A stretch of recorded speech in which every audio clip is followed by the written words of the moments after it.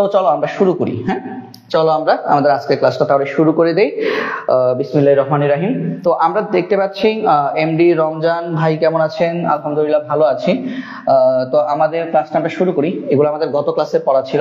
আজকের ক্লাস শেষ হলে আমি পুরো পিডিএফটা আমি আমাদের যে ইউটিউবে যে আমরা ক্লাসগুলো আপলোড করছি সেখানে ডেসক্রিপশন লিংকে আমি দিয়ে দিব। ঠিক আছে, পার্ট 1 এর মধ্যেও পুরো পিডিএফটা যাবে এবং আজকে যে পার্ট 2 ক্লাস সেটার মধ্যেও আমাদের পুরো পিডিএফটাই দেওয়া হবে। ঠিক আছে, তার মানে পার্ট 1 এবং পার্ট 2 দুইটার মধ্যেই তোমরা এই পিডিএফটা পেয়ে যাবা। ঠিক আছে, এই পিডিএফটা আজকে যখন আপলোড করা হবে, আজকে বলতে আজকে আপলোড করতে করতে হয়তো বা মধ্যরাত হয়ে যায় আমাদের, কারণ হচ্ছে এগুলো এডিট করে আপলোড করতে করতে সময় লাগে, একটু লেন্দি প্রসেস এগুলো। বড় বড় ক্লাস ভিডিও তো 7 জিবি 8 জিবি হয়ে যায়, যার কারণে হচ্ছে আমাদের এগুলো একটু প্রসেসিং করতে সময় লাগে। আপলোড এবং ডাউনলোড করতে আমাদের হচ্ছে প্রায় দেখা যায় ক্লাস শেষ হওয়ার পরও প্রায় 6-7 ঘন্টা লেগে যায়। ঠিক আছে, তো অনেক সময় দেখা যায় অনেক বেশি রাত হয়ে যায়, অনেক বেশি রাত হয়ে গেলে আমাদের আসলে আপলোড করতে একটু সময় লাগে। আগামীকাল দিনের মধ্যে তোমরা হচ্ছে আজকের ক্লাসটা পেয়ে যাবা। ঠিক আছে, ওকে, তাহলে লেটস গো, শুরু করি আমরা। প্রথম এমসিকিউ 61 নাম্বার, আমরা অলরেডি 60 পর্যন্ত আমরা পড়ে ফেলেছি। আমাদের 61 নাম্বার যে এমসিকিউটা আছে, আমি একটু দেখি সাউন্ডটা ক্লিয়ার কিনা, আমি জাস্ট একটু দেখি আমাদের সাউন্ডটা ক্লিয়ার কিনা। হ্যাঁ ঠিক আছে, সাউন্ড একদম ক্লিয়ার আছে। ঠিক আছে, তো আমরা যদি দেখি অধাতু অধাতু মিলে কোন ধরনের বন্ধন গঠন করে। তো ভাইয়েরা আমরা সবাই জানি, আমরা গত ক্লাসেই পড়েছি, ধাতু এবং অধাতু মিলে আমাদের তৈরি করে আয়নিক যৌগ। ঠিক আছে, আমরা একটু লিখি, আমরা যে একটু যদি লিখি তাহলে আমাদের জন্য সুবিধা হবে। আমরা গত ক্লাসে আমরা পড়েছি ধাতু প্লাস অধাতু, এদের মধ্যে যে বন্ধন সেটাকে আমরা বলি আয়নিক বন্ধন, বা এরা মিলে তৈরি করে আমাদের আয়নিক যৌগ। আর আমাদের যদি দুটি অধাতু ইলেকট্রন শেয়ারের মাধ্যমে যে বিক্রিয়া করে সেটা হচ্ছে আমাদের সমযোজী বন্ধন। তো এখানে আমাদের প্রশ্নে কি বলেছে?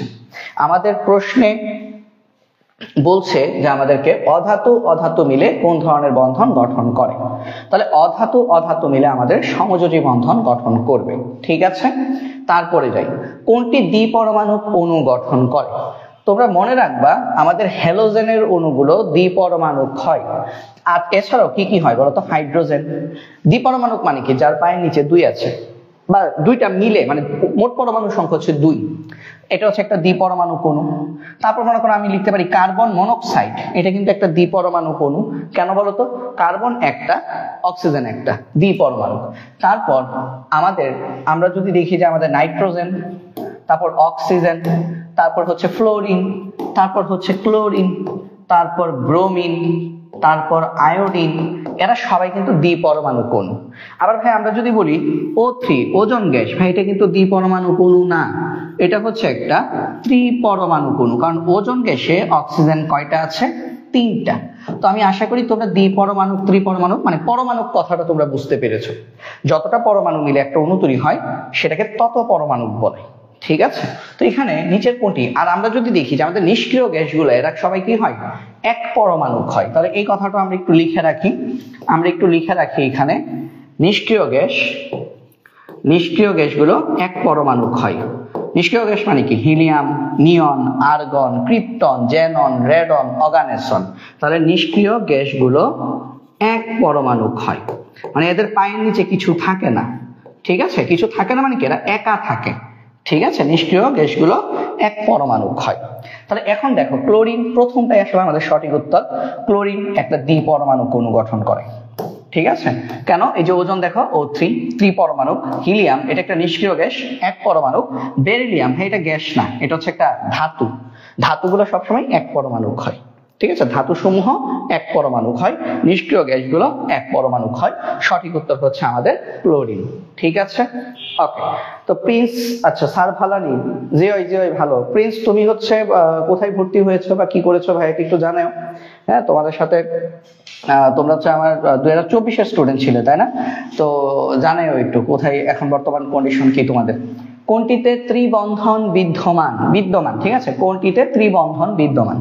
ত্রিবন্ধন। হাইড্রোজেন গ্যাসে কি একক বন্ধন ভাই, হাইড্রোজেন গ্যাস তৈরি হয় এইভাবে, হাইড্রোজেন হাইড্রোজেন। অক্সিজেন গ্যাস কিভাবে তৈরি হয়, দ্বিবন্ধন দুইটা অক্সিজেনের মধ্যে। ক্লোরিন গ্যাস কিভাবে তৈরি হয়, একক বন্ধনের মাধ্যমে তৈরি হয়। হ্যাঁ, রইল বাকি কি বলতো, নাইট্রোজেন। দুইটা নাইট্রোজেনের মধ্যে কিন্তু আমাদের ত্রিবন্ধন তৈরি হয়। তাহলে নাইট্রোজেনে ত্রিবন্ধন বিদ্যমান, এবং এই ত্রিবন্ধনের মাধ্যমে আমরা আসলে কি পাই, নাইট্রোজেন গ্যাস পাই। তাহলে নাইট্রোজেনে ত্রিবন্ধন বিদ্যমান। আমি যদি একদম ডিটেলসে যদি একটু দেখাইতে চাই, নাইট্রোজেনের ব্যাপারগুলো হচ্ছে এরকম। নাইট্রোজেনের সর্ববহিস্থ কক্ষপথে মোট ইলেকট্রন সংখ্যা 5টি। আমরা যদি নাইট্রোজেনের ইলেকট্রন বিন্যাস যদি করি 7, তাহলে আমরা দেখতে পাই 1s2 2s2 2p3, অর্থাৎ নাইট্রোজেনের শেষ কক্ষপথে ইলেকট্রন হচ্ছে 5টি। এর মধ্যে বেজোড় ইলেকট্রন কয়টা ভাইয়া, 3টা। কেন বলতো, এই যে দেখো, এটা হচ্ছে 2s2 এবং 2p3 তে কয়টা ইলেকট্রন থাকে, 3টা। আমরা সবাই হুন্ডের নীতি পড়েছি যে ইলেকট্রন সর্বাধিক বেজোড় অবস্থায় প্রবেশ করে, একটা একটা করে প্রবেশ করে সমশক্তির অরবিটালে 3টা। তাহলে বেজোড় ইলেকট্রন যতটা থাকে অধাতুর যোজনী হচ্ছে তত। তাহলে এখানে 3টা বেজোড় ইলেকট্রন, তাহলে ওর 5টা ইলেকট্রন আছে, যার মধ্যে 3টা বেজোড় ইলেকট্রন আর 2টা কি, এটা হচ্ছে জোড়া ইলেকট্রন। জোড়া ইলেকট্রনটা কি হিসেবে থাকে, মুক্ত জোড় ইলেকট্রন হিসেবে থাকে। ওরও একটা মুক্ত জোড় ইলেকট্রন আছে। আর বন্ধনগুলো কিভাবে তৈরি হয়, বন্ধন তৈরি হয় এই যে এইভাবে, বন্ধন, ত্রিবন্ধন তৈরি হয়েছে। ঠিক আছে, তো এই ত্রিবন্ধনের মধ্যে ইলেকট্রনগুলো আসলে কিভাবে যায়, এই ত্রিবন্ধনের মধ্যে এক একটা বন্ধন তৈরি করতে 2টা করে ইলেকট্রন লাগে। তো আমি একটা কাজ করি, একজনেরটা ডট দিয়ে লিখি, আরেকজনেরটা আমি মনে করো লাল ডট দিয়ে লিখি। হ্যাঁ, লাল ডট দিয়ে লিখি, তাহলে ভালো হবে। তাহলে খেয়াল করো, এই বন্ধনে ওর একটা ইলেকট্রন আছে, এই বন্ধনে ওর একটা ইলেকট্রন আছে, এই বন্ধনে ওর একটা ইলেকট্রন আছে, এবং হলুদ বেটা কি পিছাই থাকবে, এক একটা বন্ধন তৈরি করতে 2টা ইলেকট্রন লাগে। তাহলে হলুদের একটা একটা করে ইলেকট্রন আছে। তাহলে টোটাল নাইট্রোজেনে আমাদের বন্ধন জোড় ইলেকট্রন কয়টা, 3টা। এই যে এক জোড়া, এই যে দেখো 1 জোড়া, 2 জোড়া, 3 জোড়া। আর লন পেয়ার ইলেকট্রন, মুক্ত জোড় ইলেকট্রন কয়টা, মুক্ত জোড় ইলেকট্রন হচ্ছে আমাদের 2টা। এই দেখো 1টা 2টা, এগুলো হচ্ছে আমাদের মুক্ত জোড় ইলেকট্রন। তাহলে এই যে 2 জন, এরা হচ্ছে আমাদের লন পেয়ার। আর এই যে ইলেকট্রন গুলা দেখতে পাচ্ছ, এইগুলো হচ্ছে আমাদের বন্ড পেয়ার। তো আশা করি আমরা মুক্ত জোড় এবং বন্ধন জোড় ইলেকট্রনের কনসেপ্টটাও খুব ভালোভাবেই বুঝতে পেরেছি। ঠিক আছে, তো আমি একদম ভালো করে ডিটেলসে বোঝাচ্ছি, চেষ্টা করছি কনসেপ্টগুলো যাতে তোমাদের ক্লিয়ার হয়ে যায়। এরপরেও যদি কেউ না বোঝো ভাইয়া, একটু কমেন্টে একটু জানাবো ভাইয়াকে, ঠিক আছে, তাহলেই হবে। চলো তারপরে যাই। আর এই অধ্যায়ে আমি আসলে কোনো কুইজ রাখি নাই, কারণ হচ্ছে এই অধ্যায়টা হচ্ছে আমরা অনেকেই দেখা যায় এই অধ্যায়টাতে হয়তোবা অত একটা ফ্লুয়েন্ট না, এই কারণে ভাই হচ্ছে এই অধ্যায়টাতে কুইজের কোনো ব্যবস্থা করি নাই। ঠিক আছে, তো ইনশাল্লাহ আমাদের পরবর্তী যে অধ্যায়টা থাকবে সেটাতে আবার কুইজ থাকবে। কোন মৌলের অণুটিতে দ্বিবন্ধন বিদ্যমান? আচ্ছা, এই প্রশ্নের উত্তরটা একটু তোমরা দাও তো ভাইয়ারা কষ্ট করে। কোনটিতে দ্বিবন্ধন বিদ্যমান, একটু দাও তো কষ্ট করে। কোনটিতে দ্বিবন্ধন বিদ্যমান, হাইড্রোজেন, নাইট্রোজেন, ক্লোরিন নাকি অক্সিজেন? এই প্রশ্নের উত্তরটা একটু কষ্ট করে সবাই আমাকে জানাও। ঠিক আছে, আর আমার একটা প্রবলেম যেটা হচ্ছে সেটা হচ্ছে আমার ক্লাসটাতে দেখা যায় যে আসে না, কি বলে এটাকে, আমার ক্লাসটা যখন হয় কি লিখছে, ক্লাস হবে না নাকি? রাইহান ক্লাস হচ্ছে। আচ্ছা ঠিক আছে, সূর্য তুমি উত্তর দিয়েছ ঘ, সূর্যের উত্তর সঠিক। সূর্যের উত্তর সঠিক হয়েছে, সূর্য উত্তর দিয়েছে ঘ। আচ্ছা, তো আমরা দেখতে পাচ্ছি আমাদের সূর্য ভাইয়ের উত্তর সঠিক হয়েছে, সূর্যের উত্তর হচ্ছে ঘ। এটা হচ্ছে আমাদের সঠিক উত্তর। কিভাবে হলো? হাইড্রোজেনের একক বন্ধন, নাইট্রোজেনের ত্রিবন্ধন, ক্লোরিনের সিঙ্গেল বন্ড এবং অক্সিজেনের 2টা অক্সিজেনের মধ্যে থাকে দ্বিবন্ধন। ঠিক আছে, আমরা একটু অক্সিজেনটাকে একটু এলাবোরেটলি একটু বুঝি। চলো, অক্সিজেনের ব্যাপারটা কেমন? অক্সিজেনের দ্বিবন্ধন তৈরি হচ্ছে, ওকে ফাইন, খুবই ভালো কথা। এখন 2টা অক্সিজেনের মধ্যে বিক্রিয়া হয়, তাই না? অক্সিজেনের যদি আমরা ইলেকট্রন বিন্যাস করি তাহলে আমরা দেখতে পাই 1s2 2s2 2p4। তাহলে 2s2 মানে কয়টা ইলেকট্রন? এখানে 2টি ইলেকট্রন, এবং 2p তে 4টি ইলেকট্রন কিভাবে প্রবেশ করবে? হুন্ডের নিয়ম অনুযায়ী বেজোড় ভাবে। তো এটা হচ্ছে 5 number, 6 number, 7 number, 8 number electron. তাহলে খেয়াল করো, অক্সিজেনের স্বাভাবিক অবস্থায় বেজোড় ইলেকট্রন কয়টা রে ভাই? 2টা। অক্সিজেনের স্বাভাবিক অবস্থায় বেজোড় ইলেকট্রন হচ্ছে 2টা। তাহলে মনে রাখবা বেজোড় ইলেকট্রন গুলোই বন্ধন জোড়ে অংশগ্রহণ করে। তাহলে এই কথাটা একটু আমি নোট আকারে একটু লিখে দিই তোমাদের জন্য, বাচ্চাদের জন্য। দেখো যে সমযোজী বন্ধন গঠনের সময়, সমযোজী বন্ধন গঠনের সময় পরমাণুর বেজোড় মানে কি অযোগ্য, এটাকে আমরা অনেকে অযুগ্ম বলি, যদি এটা সঠিক উচ্চারণ কি অযোগ্য ইলেকট্রন গুলো বন্ড পেয়ার, হ্যাঁ মানে বন্ধন জোড় গঠন করে, ঠিক আছে। আর দ্বিতীয় আর সর্বশেষ শক্তি স্তরে যে জোড় ইলেকট্রন গুলো আছে সেগুলো মুক্ত জোড় ইলেকট্রন হিসেবে আচরণ করে, সেগুলো কি মুক্ত জোড় হিসেবে আচরণ করে, তাহলে ওটাও লিখে দিই। আর সর্বশেষ স্তরের বা সর্ববহিস্থ স্তরের যোগ্য ইলেকট্রনগুলো লোন পেয়ার হিসেবে আচরণ করে, ঠিক আছে। তাহলে দেখো আমাদের সমযোজী বন্ধন দুইটা অধাতুর মধ্যে হয়, অধাতুর সর্ববহিস্থ স্তরের যে বেজোড় ইলেকট্রন গুলো সেগুলো বন্ধন জোড়ে অংশগ্রহণ করে, জোড় ইলেকট্রন গুলো আমাদের মুক্ত জোড় হিসেবে আচরণ করে। তাহলে অক্সিজেনের ক্ষেত্রে দেখো সর্বশেষ শক্তি স্তর হচ্ছে ভাইয়া এটা, এখানে এই জোড়া এবং এই জোড়া এরা হচ্ছে আমাদের লন পেয়ার হিসেবে আচরণ করবে। আর এই যে জোড়াটা দেখতে পাচ্ছ এই যে এই দুইটা ইলেকট্রন আমাদের বন্ড পেয়ার হিসেবে আচরণ করবে। তো বন্ড পেয়ারটাকে আমি একটু অন্য কালি দিয়ে দেখি, হ্যাঁ এই দুইটা ইলেকট্রন আমাদের বন্ড পেয়ার হিসেবে আচরণ করবে। আশা করি জিনিসটা সবাই ক্লিয়ারলি বুঝতে পেরেছি। তাহলে এখন আমরা একটু দেখি, এখন আমরা তাহলে যদি খেয়াল করি তাহলে অক্সিজেন, এক একটা অক্সিজেনের বাইরে কয়টা ইলেকট্রন, একটা করে, মানে বন্ড পেয়ার কয়টা, মানে বেজোড় ইলেকট্রন কয়টা, 2টা। তাহলে একটা 2টা বন্ধন তৈরি করবে। এই 2টা বন্ধনের মধ্যে আমাদের এই অক্সিজেনের ইলেকট্রন আসবে একটা 2টা, এবং আমরা যদি খেয়াল করি, আচ্ছা এগুলো উপরে দেই, এই যে পাশের যে অক্সিজেনটা আছে সেই অক্সিজেনের ইলেকট্রন আসবে এই একটা 2টা, কারণ প্রত্যেকটা অক্সিজেনের 2টা করে বেজোড় ইলেকট্রন আছে। তাহলে আমরা দেখতে পাচ্ছি এই জোড়াটা একটা বন্ধন জোড়, এই জোড়াটা একটা বন্ধন জোড়। আরো কি বাকি আছে, প্রত্যেকটা অক্সিজেনের 2টা করে মুক্ত জোড় বাকি আছে।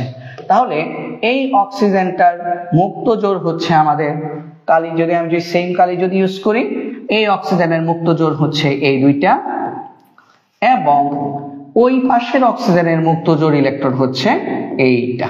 মুক্ত জোড় কোনগুলো বুঝতে পারছো, এই যে এইটা একটা মুক্ত জোড়, এইটা একটা মুক্ত জোড়। তাহলে এটা হচ্ছে অক্সিজেন অণুর গঠন বা গাঠনিক স্ট্রাকচার। তো আমাকে সবাই একটু বলবা যে এই জিনিসটা আমরা সবাই বুঝতে পারলাম কিনা। হ্যাঁ ভাইয়া, অনেক স্লো ভাবেই দেখাচ্ছি যাতে করে বন্ধন জোড় এবং মুক্ত জোড়ের কনসেপ্টটা আমরা বুঝতে পারি, ঠিক আছে। কারণ আমাদের স্কুল লাইফে এইভাবে বন্ধন জোড় মুক্ত জোড়টা আসলে পড়ানো হয় না, বাট এইভাবে আমরা যদি পড়তে পারি তাহলে হচ্ছে আমাদের যেটা সুবিধা হবে, আমাদের এমসিকিউ গুলা আনসার করা আমাদের জন্য অনেক অনেক বেশি ইজিয়ার হয়ে যাবে, ঠিক আছে। এইভাবে আমরা যদি পড়তে পারি তাহলে এমসিকিউ গুলা আনসার করা আমাদের জন্য অনেক অনেক সহজ হবে। তো এই জায়গাটা আমরা সবাই বুঝলাম কিনা সেটা একটু ভাইয়াকে একটু কমেন্টে একটু জানাও তোমরা, যে ভাই এই জায়গাটা বুঝতে পারছি, এই জায়গাটা সবাই একটু আমাকে একটু জানাও। এতটুকু পর্যন্ত যা পড়ালাম সেটা আমরা সবাই বুঝলাম কিনা এটা একটু জানাও। আর পিডিএফ আজকে যখন আগামীকাল যখন ক্লাসটা যখন আপলোড করা হবে তখন হচ্ছে পিডিএফ গ্রুপে দিয়ে দেওয়া হবে, ওটা নিয়ে কারো কোনো মানে টেনশন করার দরকার নাই। পিডিএফটা যখন দিয়ে দেওয়া হবে তখন জিনিসগুলো আরো সহজভাবে তোমরা বুঝতে পারবা, ঠিক আছে। তো একটু কমেন্ট করো তো সবাই, এতটুকু পর্যন্ত আমরা বুঝতে পারলাম কিনা আমাকে একটু জানাও সবাই, এতটুকু পর্যন্ত বুঝলাম কিনা।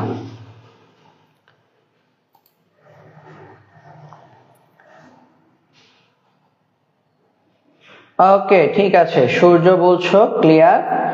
আচ্ছা দাঁড়াও, আসলে আমি যখন একটা ক্লাস নেই তখন ওই ক্লাসটা আসলে মনিটরিং করার আর কেউ থাকে না, তো আলটিমেটলি ভাইয়াকে একাই আসলে ক্লাসটাকে টোটাল ক্লাসটা মনিটরিং করতে হয়, যার কারণে একটু কি হয়ে যায় বলতো, একটু হচ্ছে এদিক ওদিক হয়ে যায়, কারণ হচ্ছে আমারই সবকিছু দেখতে হয়, এটা টাইম ক্লাসটাও নিতে হয়, আবার হচ্ছে আমার মানে ক্লাসটা ঠিকভাবে হচ্ছে কিনা সেটা একটু কন্ট্রোল করতে হয়, বুঝতে পারছো?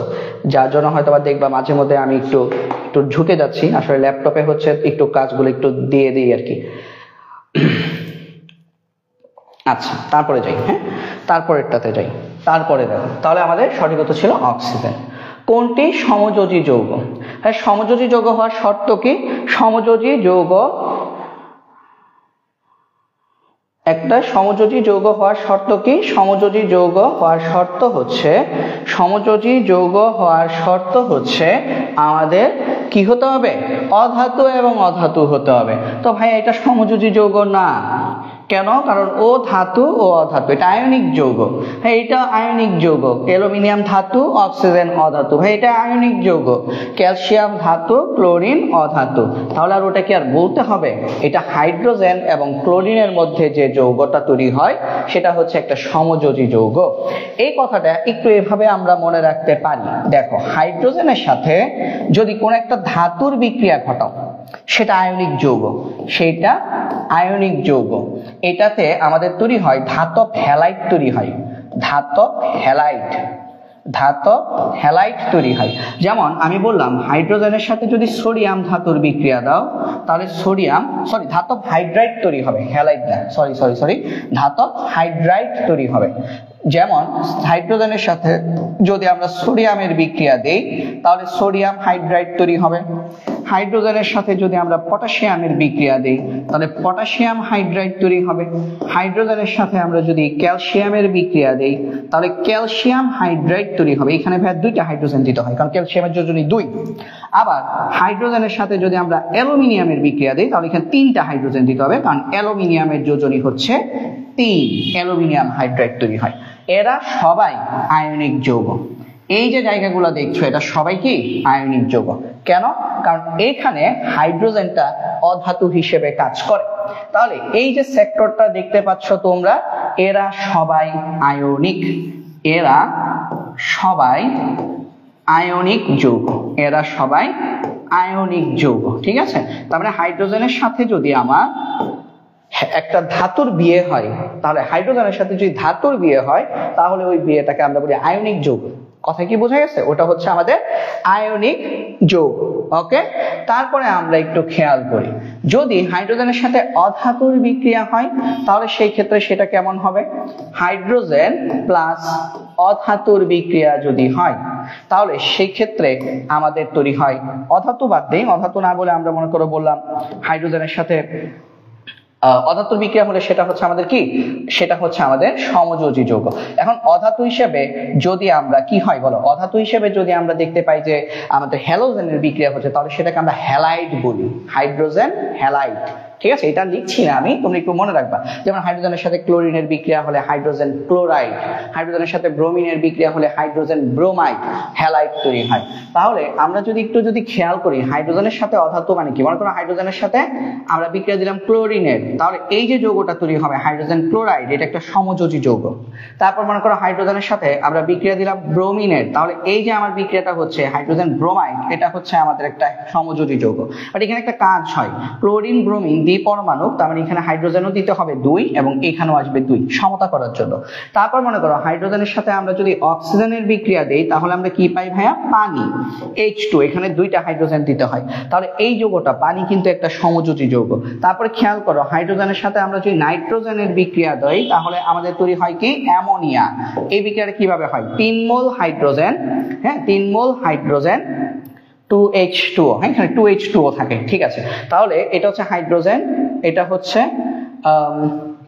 আচ্ছা একটু ভুল আছে, দাঁড়াও সরি, এখানে সমতাটা আসলে সব জায়গায় হবে না, এটা 2 না, এটা এখানে হবে হাইড্রোজেন, এখানে হবে হাইড্রোজেন। ঠিক আছে, এখন ঠিক আছে, তাহলে খেয়াল করো 3 মোল হাইড্রোজেনের সাথে যদি 1 মোল নাইট্রোজেনের বিক্রিয়া দাও, তাহলে তোমার তৈরি হয় 2 মোল অ্যামোনিয়া। এরা সবাই সমযোজী যৌগ, এরা সবাই সমযোজী যৌগ। আবার বোঝানোর উদ্দেশ্য হচ্ছে এটা, হাইড্রোজেনের সাথে যখন ধাতু বিক্রিয়া করবে তখন সেটা হচ্ছে আমাদের আয়নিক যৌগ, হাইড্রোজেনের সাথে যখন আমাদের অধাতু বিক্রিয়া করবে তখন সেটাকে আমরা বলছি সমযোজী যৌগ। তাহলে এখানে আমরা দেখতে পাচ্ছি হাইড্রোজেনের সাথে অধাতুর বিক্রিয়া হয়েছে, তাহলে এই যৌগটাই হচ্ছে আমার সমযোজী যৌগ। বাট বাকি যেগুলো দেখতে পাচ্ছ সেখানে ধাতু এবং অধাতুর বিক্রিয়া হয়েছে, এই যৌগগুলো হচ্ছে আমাদের আয়নিক যৌগ। ধাতু এবং অধাতু যদি থাকে তাহলে সেটাকে আমরা বলছি আয়নিক যৌগ, যদি অধাতু এবং অধাতুর মধ্যে বিক্রিয়া হয় সেই যৌগটাকে আমরা বলছি সমযোজী যৌগ। আশা করি এই জায়গাটা আমরা সবাই বুঝতে পেরেছি। বিশুদ্ধ সমযোজী অণু কোনটি? হ্যাঁ, মনে রাখবা, বিশুদ্ধ সমযোজী অণু হচ্ছে একই রকম পরমাণু দিয়ে, একই মৌল দিয়ে গঠিত যৌগ বা একই পরমাণু দিয়ে গঠিত যৌগ। একই পরমাণু দিয়ে গঠিত যৌগ, একই পরমাণু দিয়ে গঠিত যৌগ। ঠিক আছে, আমরা এই অধ্যায়গুলোর বেসিকও পড়বো আলাদা আলাদা ভাবে, তখন হচ্ছে আমরা এই জিনিসগুলো নিয়ে আরেকটু ডিটেলস আলোচনা করব। ঠিক আছে, আমি একটু বেসিকের ক্লাস নিব তোমাদের, আমি প্ল্যান করছি যে বেসিকের কিছু ক্লাস আমি তোমাদেরকে দিব। একই পরমাণু দিয়ে গঠিত যৌগগুলো হচ্ছে আমাদের বিশুদ্ধ সমযোজী যৌগ। তাহলে একই পরমাণু দিয়ে গঠিত যৌগ না লিখে আমি একটা কাজ করি, এখানে অণু কথাটা লিখি, তাহলে বুঝতে আরেকটু সুবিধা হবে। হ্যাঁ, অণু। অণু যেমন মনে করো হাইড্রোজেন এবং হাইড্রোজেনের বিক্রিয়ায় আমাদের কি তৈরি হয়? হাইড্রোজেন গ্যাস তৈরি হয়। তাহলে এখানে খেয়াল করে হাইড্রোজেন গ্যাসটা কি? হাইড্রোজেন দিয়ে গঠিত অণু, তাহলে একই রকম পরমাণু দিয়ে গঠিত।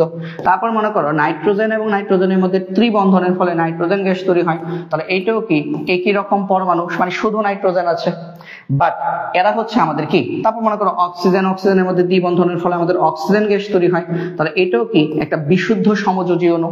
তাহলে বিশুদ্ধ সমযোজী অণু চেনার উপায় কি? ভাইয়া, দুই দিকে মানে পুরো যৌগে বা পুরো অণুতে একটাই পরমাণু থাকবে। যেমন আমি যদি বলি HCl, হ্যাঁ এটা বিশুদ্ধ সমযোজী অণু না, এটা বিশুদ্ধ সমযোজী অণু না, এটা বিশুদ্ধ সমযোজী অণু না। কেন? এখানে হাইড্রোজেন হচ্ছে এক রকমের পরমাণু, ক্লোরিন হচ্ছে আরেক রকমের পরমাণু, এদের তড়িৎ ঋণাত্মকতার পার্থক্য থাকে। তড়িৎ ঋণাত্মকতার পার্থক্য যদি না বুঝো আমি বেসিক ক্লাসগুলোতে বোঝাবো। ঠিক আছে, তড়িৎ ঋণাত্মকতার পার্থক্য থাকার কারণে এরা কিন্তু বিশুদ্ধ সমযোজী অণু নয়, এরা অ্যাকচুয়ালি এরা হচ্ছে আমাদের পোলার সমযোজী যৌগ, পোলার অণু এরা। তাহলে আমরা এখানে এখন খেয়াল করি, তাহলে বিশুদ্ধ সমযোজী অণু কোনটি? ভাইয়া, একই রকম পরমাণু দিয়ে গঠিত অণু, একই রকম পরমাণু দিয়ে গঠিত অণু হচ্ছে হাইড্রোজেন। ঠিক আছে, আশা করি বুঝতে পেরেছি। তারপরে আমরা যাই পরে যাই, কোন যৌগটিতে বন্ধন জোড় ইলেকট্রন সংখ্যা বেশি? হ্যাঁ, বন্ধন জোড় কাউন্ট করতে হবে, চলো একটা একটা করে কাউন্ট করি। অ্যামোনিয়া, অ্যামোনিয়ার গঠন হচ্ছে এরকম। তাহলে অ্যামোনিয়াতে আমার বন্ধন জোড় কয়টা রে ভাই? 3টা। অ্যামোনিয়াতে আমার বন্ধন জোড় হচ্ছে 3টি, অ্যামোনিয়া। তারপর আমরা যদি দেখি C2H2, C2H2 মানে কি? ইথাইন। এটা হচ্ছে অ্যামোনিয়া, এটা হচ্ছে অ্যামোনিয়া। তারপরটা কি? তারপরটা অ্যালকাইন, ইথাইন। ঠিক আছে, জৈব যৌগের ক্লাস ভাইয়া নিব, উইথ ডিটেলস বেসিক জৈব যৌগের অধ্যায়টা আমি পড়াবো, অধ্যায় 11। ঠিক আছে, 2-3টা ক্লাসে আমরা শেষ করবো ওটা। তাহলে দেখো ইথাইন কি? ইথাইন হচ্ছে কার্বন কার্বন ত্রিবন্ধন হয় এবং 2টা কার্বনের মধ্যে একটা একটা করে হাইড্রোজেন যুক্ত থাকে। তাহলে ইথাইনে আমার বন্ড পেয়ার টোটাল কয়টা বলো তো? 1 2 3 4 5। তাহলে ইথাইনে আমার বন্ধন জোড় হচ্ছে 5টা। তারপর আমরা দেখি এটা কি? কার্বন ডাই অক্সাইড, এটার কিছু লেখার দরকার নাই তো। তাহলে কার্বন ডাই অক্সাইড কিভাবে লিখবো? কার্বন এর এক পাশে একটা অক্সিজেন, আরেক পাশে অক্সিজেন। তাহলে কার্বন ডাই অক্সাইডে বন্ধন জোড় কয়টা? 1 2 3 4। কার্বন ডাই অক্সাইডে আমার বন্ধন জোড় হচ্ছে 4টি। আরেকটা কি ভাইয়া? পানি। পানি কিভাবে লেখে? ও এই যে পানি, পানি। তাহলে পানিতে বন্ধন জোড় কয়টা? 2টা। তো খেয়াল করো তো আমার সবচেয়ে বেশি বন্ধন জোড় কোথায় আছে? ইথাইনের মধ্যে আছে, ইথাইনে 5টা, অর্থাৎ সঠিক উত্তর হচ্ছে ইথাইন। কোন যৌগটিতে বন্ধন জোড় ইলেকট্রন বেশি? সঠিক উত্তর হচ্ছে ইথাইনের মধ্যে আমাদের বন্ধন জোড় ইলেকট্রন সবচেয়ে বেশি এই 4 জনের মধ্যে। এ হচ্ছে 1, A1 মানে কি? এ হচ্ছে হাইড্রোজেন, বি হচ্ছে 7 নাইট্রোজেন। তাহলে এদের দ্বারা গঠিত যৌগটা কি হবে? অ্যামোনিয়া। অ্যামোনিয়া, অ্যামোনিয়া যৌগে আমাদের মুক্ত জোড় ইলেকট্রন কতটি? হয় অ্যামোনিয়াতে মুক্ত জোড় ইলেকট্রন এই যে একটা। অ্যামোনিয়াতে আমাদের বন্ধন জোড় 3টা, এই যে 1 2 3। আর লন পেয়ার কয়টা? মাথার উপর যেটা আছে, যারা একা একা আছে একটা। তাহলে অ্যামোনিয়াতে আমার মুক্ত জোড় হচ্ছে একটা। একটা কথা সবসময় মাথায় রাখো, তুমি মুক্ত জোড়ে একটা, এখানে অপশনে যদি 1 থাকতো এবং 2 থাকতো তাহলে উত্তর হইতো 1। এখানে অপশনে যদি 1 থাকতো একটি, তাহলে সঠিক উত্তর হইতো একটি। বাট অপশনে 1 নাই, তার মানে আমরা বুঝে নিলাম যে এখানে আসলে ইলেকট্রন সংখ্যা বলছে। মুক্ত জোড় কয়টা? একটা। বাট এই মুক্ত জোড়ের মধ্যে ইলেকট্রন কয়টা? দুইটা। কারণ এই যে দেখো 1 2 তারা মিলে একটা জোড়া তৈরি করছে মুক্ত জোড়। যদি অপশনে যদি 2টি 3টি জায়গায় মনে করো 1টি থাকতো তাহলে সঠিক উত্তর চোখ বুঝে 1টি, বাট যেহেতু অপশনের মধ্যে 1 নাই তাহলে সঠিক উত্তর কি হবে? 2টি। এইটা একটু মাথায় রাখো, হ্যাঁ, যে আমাদের অপশনে যেমন মনে করো আমাদের কোন একটা দিল, এখানে বললো যে বন্ধন জোড় কয়টা, বন্ধন জোড় কয়টা, অপশনে মনে করো 3ও আছে 6ও আছে, তুমি কোনটা দাগাবা? 3 দাগাবা, কারণ 3 জোড়া। ধরো অপশনের মধ্যে 3 নাই, বন্ধন জোড় কয়টা? 3 নাই, 6 আছে। তাহলে 3 না থাকলে বন্ধন জোড় তুমি তখন কি বুঝে নিবা? তোমাকে ইলেকট্রন কয়টা সেটা বের করতে বলছে। তাহলে 3 দুগুণে কয়টা? 6টা। 3 জোড়া মানে কি? 6টা। ঠিক আছে, তো এই জিনিসগুলো আশা করি আমরা বুঝতে পেরেছি। তারপরে যাই, অ্যামোনিয়া অণুর মুক্ত জোড় ইলেকট্রন কয়টা? এই যে দেখো এইটাতে আবার আসছে অ্যামোনিয়া কি? NH3। তাহলে NH3 তে বন্ধন জোড় হচ্ছে 3টি, বন্ধন জোড় হচ্ছে 3টি এবং মুক্ত জোড় হচ্ছে এই যে মুক্ত জোড় 1টি। তো এখানে দেখো অপশনে 1 আছে, তাহলে সঠিক উত্তর 1টা।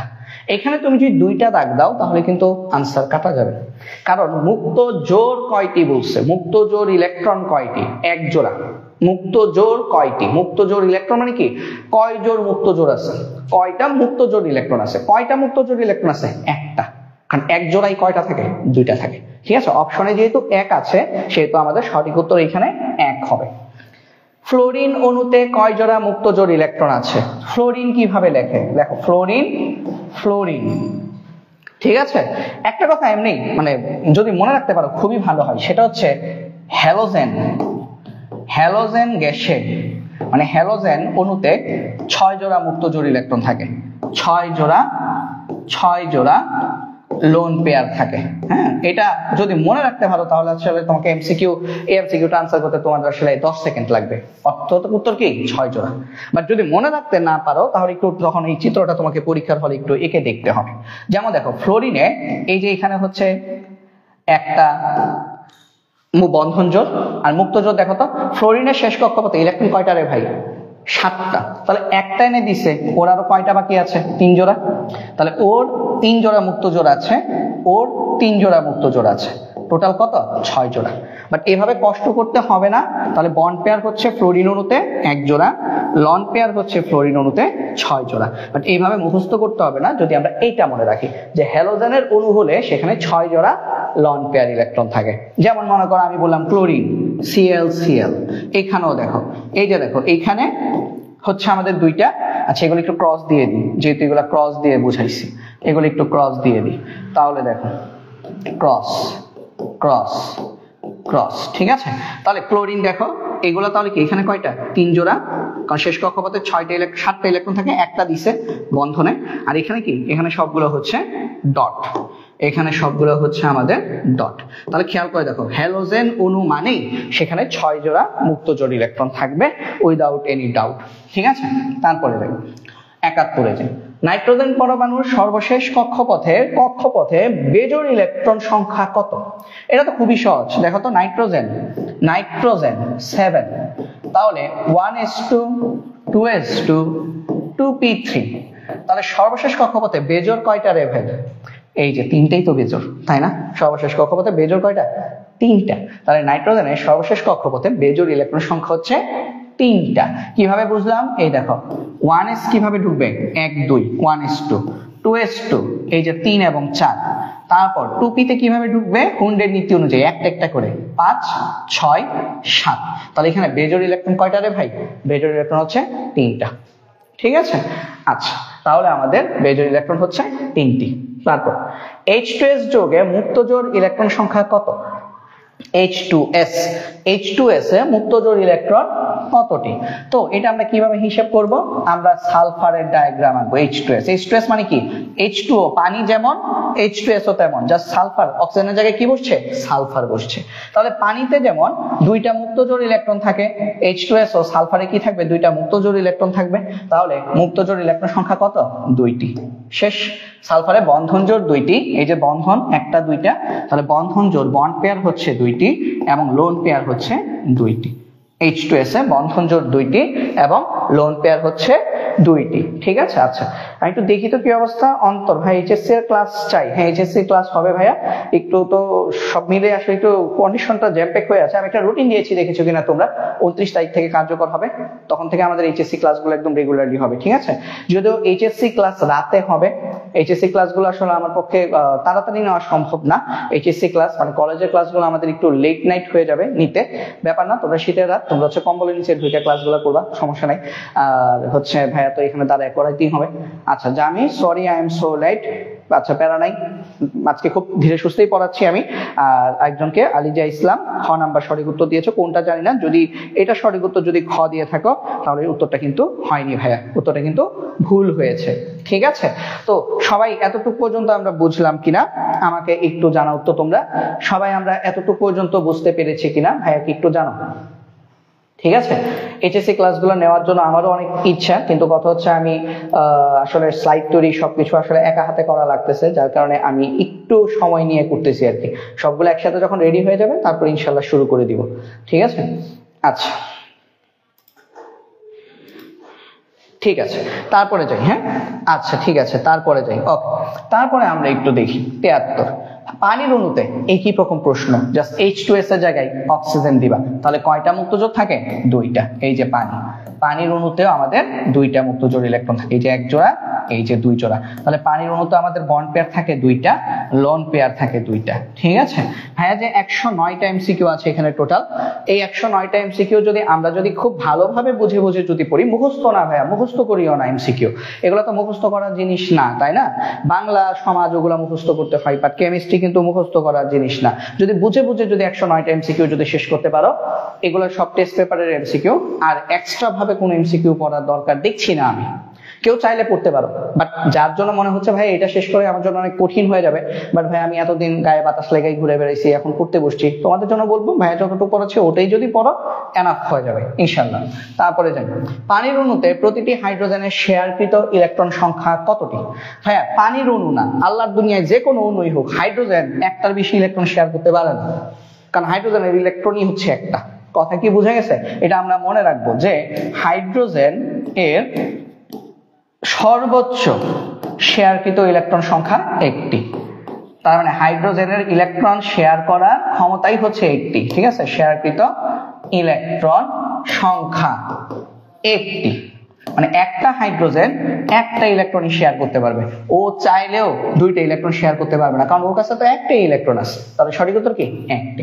পানির অণুতে প্রতিটি হাইড্রোজেনের, ঠিক আছে, প্রত্যেকটা হাইড্রোজেন, এই যে দেখো পানির অণু, এই যে হাইড্রোজেন, তাহলে এই যে বন্ধন, একটা বন্ধন তৈরি করতে দুইটা পরমাণু কি করতে হয়? একটা করে ইলেকট্রন শেয়ার করতে হয়। তো এই যে দেখো হাইড্রোজেন শেয়ার করছে মনে করো একটা, এই হাইড্রোজেন শেয়ার করছে একটা, আর বাকি একটা কোথা থেকে আসছে?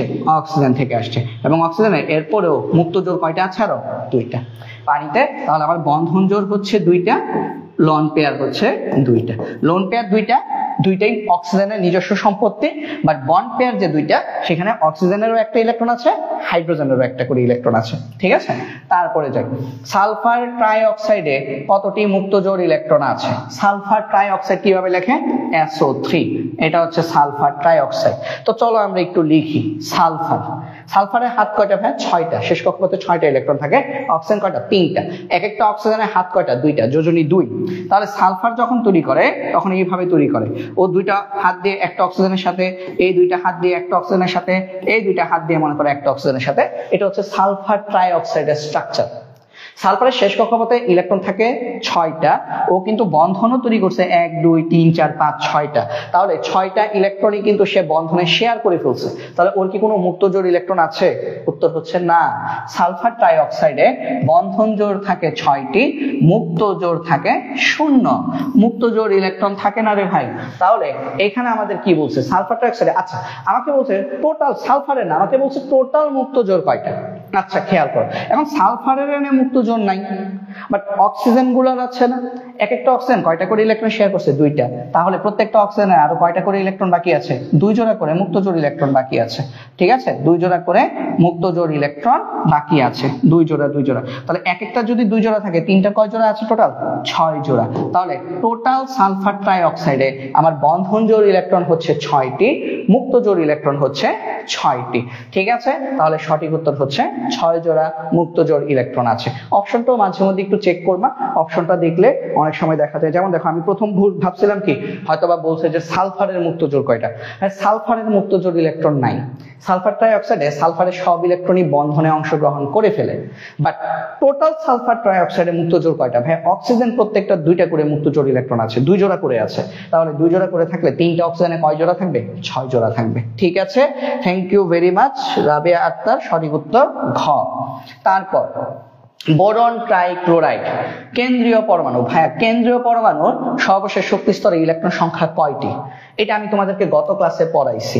কেন্দ্রীয় পরমাণু যখন হিসাব করবা, তখন হিসাব করতে হয় সেন্ট্রাল অ্যাটম, মানে কেন্দ্রীয় পরমাণুর সর্ববহিস্থ কক্ষপথের ইলেকট্রন সংখ্যা হিসাব করতে হয়, সর্ববহিস্থ স্তরের ইলেকট্রন সংখ্যা, এবং এটার সাথে আমাদের যোগ করতে হয় একযোজি পরমাণুর সংখ্যা। একযোজি পরমাণুর সংখ্যা যোগ করব আমরা। ঠিক আছে, একযোজি পরমাণুর সংখ্যা যোগ করব। তাহলে আমরা কি পেয়ে যাব? আমাদের পেয়ে যাব কতটি ইলেকট্রন বিদ্যমান সর্বশেষ। আচ্ছা, এটা এইরকম না, এরকম না, ধরো কেন্দ্রীয় পরমাণুর সর্বশেষ শক্তি স্তরে কতটি ইলেকট্রন বিদ্যমান। হ্যাঁ, এভাবেই পাওয়া যাবে। তাহলে সেন্ট্রাল অ্যাটমের সর্ববহিস্থ ইলেকট্রন সংখ্যা কয়টি? বোরন না, বোরন কি সেন্ট্রাল অ্যাটম? বোরনের ইলেকট্রন কয়টা? 5টা। শেষ কক্ষপথে কয়টা? 3টা। ভাই 1:2:2 2p1। এই যে দেখো বোরন, বোরনের ইলেকট্রন বিন্যাস করলে আমরা কি পাই? 1:2:2 2p1। তাহলে বোরনের শেষ কক্ষপথে আমাদের ইলেকট্রন কয়টা রে ভাই? 3টা। সেন্ট্রাল অ্যাটমের শেষ কক্ষপথে ইলেকট্রন হচ্ছে 3টা, আর একযোজি পরমাণু কয়টা? 3টা ক্লোরিন। তাহলে মোট কয়টা? 6টা। 6টা মানে কি? 3 জোড়া। তাহলে বোরন ট্রাইক্লোরাইডের শেষ কক্ষপথে আমাদের ইলেকট্রন বিদ্যমান কয়টা? 3 জোড়া ইলেকট্রন বিদ্যমান। আমি যদি এটা যে চিত্র এঁকে যদি তোমাদের যদি একটু যদি দেখাই, খেয়াল করো, বোরন ট্রাইক্লোরাইড এরকম অ্যামোনিয়ার মতো। ঠিক আছে, তাহলে দেখো এখানে বোরনের কোনো মুক্ত জোড় থাকে না, কারণ তার 3টা ইলেকট্রন, 3টা ইলেকট্রনই সে কি করছে বলতো? 3টা ইলেকট্রনই সে শেয়ার করে ফেলছে ক্লোরিনের সাথে। ঠিক আছে, আর প্রত্যেকটা ক্লোরিনের এই, আর ক্লোরিনের যদি মুক্ত জোড় যদি হিসাব করতে চাও, প্রত্যেকটা ক্লোরিনের মুক্ত জোড় ইলেকট্রন থাকে এখানে 3 জোড়া করে, কারণ ক্লোরিনের তো শেষ কক্ষপথে ইলেকট্রন থাকে টোটাল 7টা। সো একটা করে ইলেকট্রন সে শেয়ার করেছে, তাহলে তার আরো ইলেকট্রন বাকি আছে কয়টা? 6টা করে ইলেকট্রন তার বাকি আছে। তাহলে আমি যদি টোটাল বোরন ট্রাইক্লোরাইড যদি হিসাব করি, তাহলে টোটাল বোরন ট্রাইক্লোরাইড আমার বন্ধন জোড় হচ্ছে আমাদের 3টা, আর মুক্ত জোড় হচ্ছে 3 3 9 জোড়া। কথা কি বোঝা গেছে? আশা করি এটা আমরা সবাই বুঝতে পেরেছি।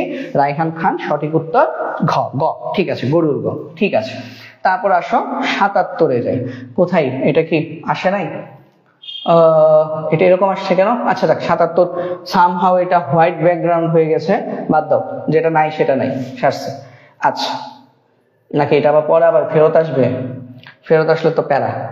আচ্ছা, এটা বোধহয় কোনো কারণে মিসিং। আচ্ছা, সমস্যা নেই, দেখি 78-এ যাই।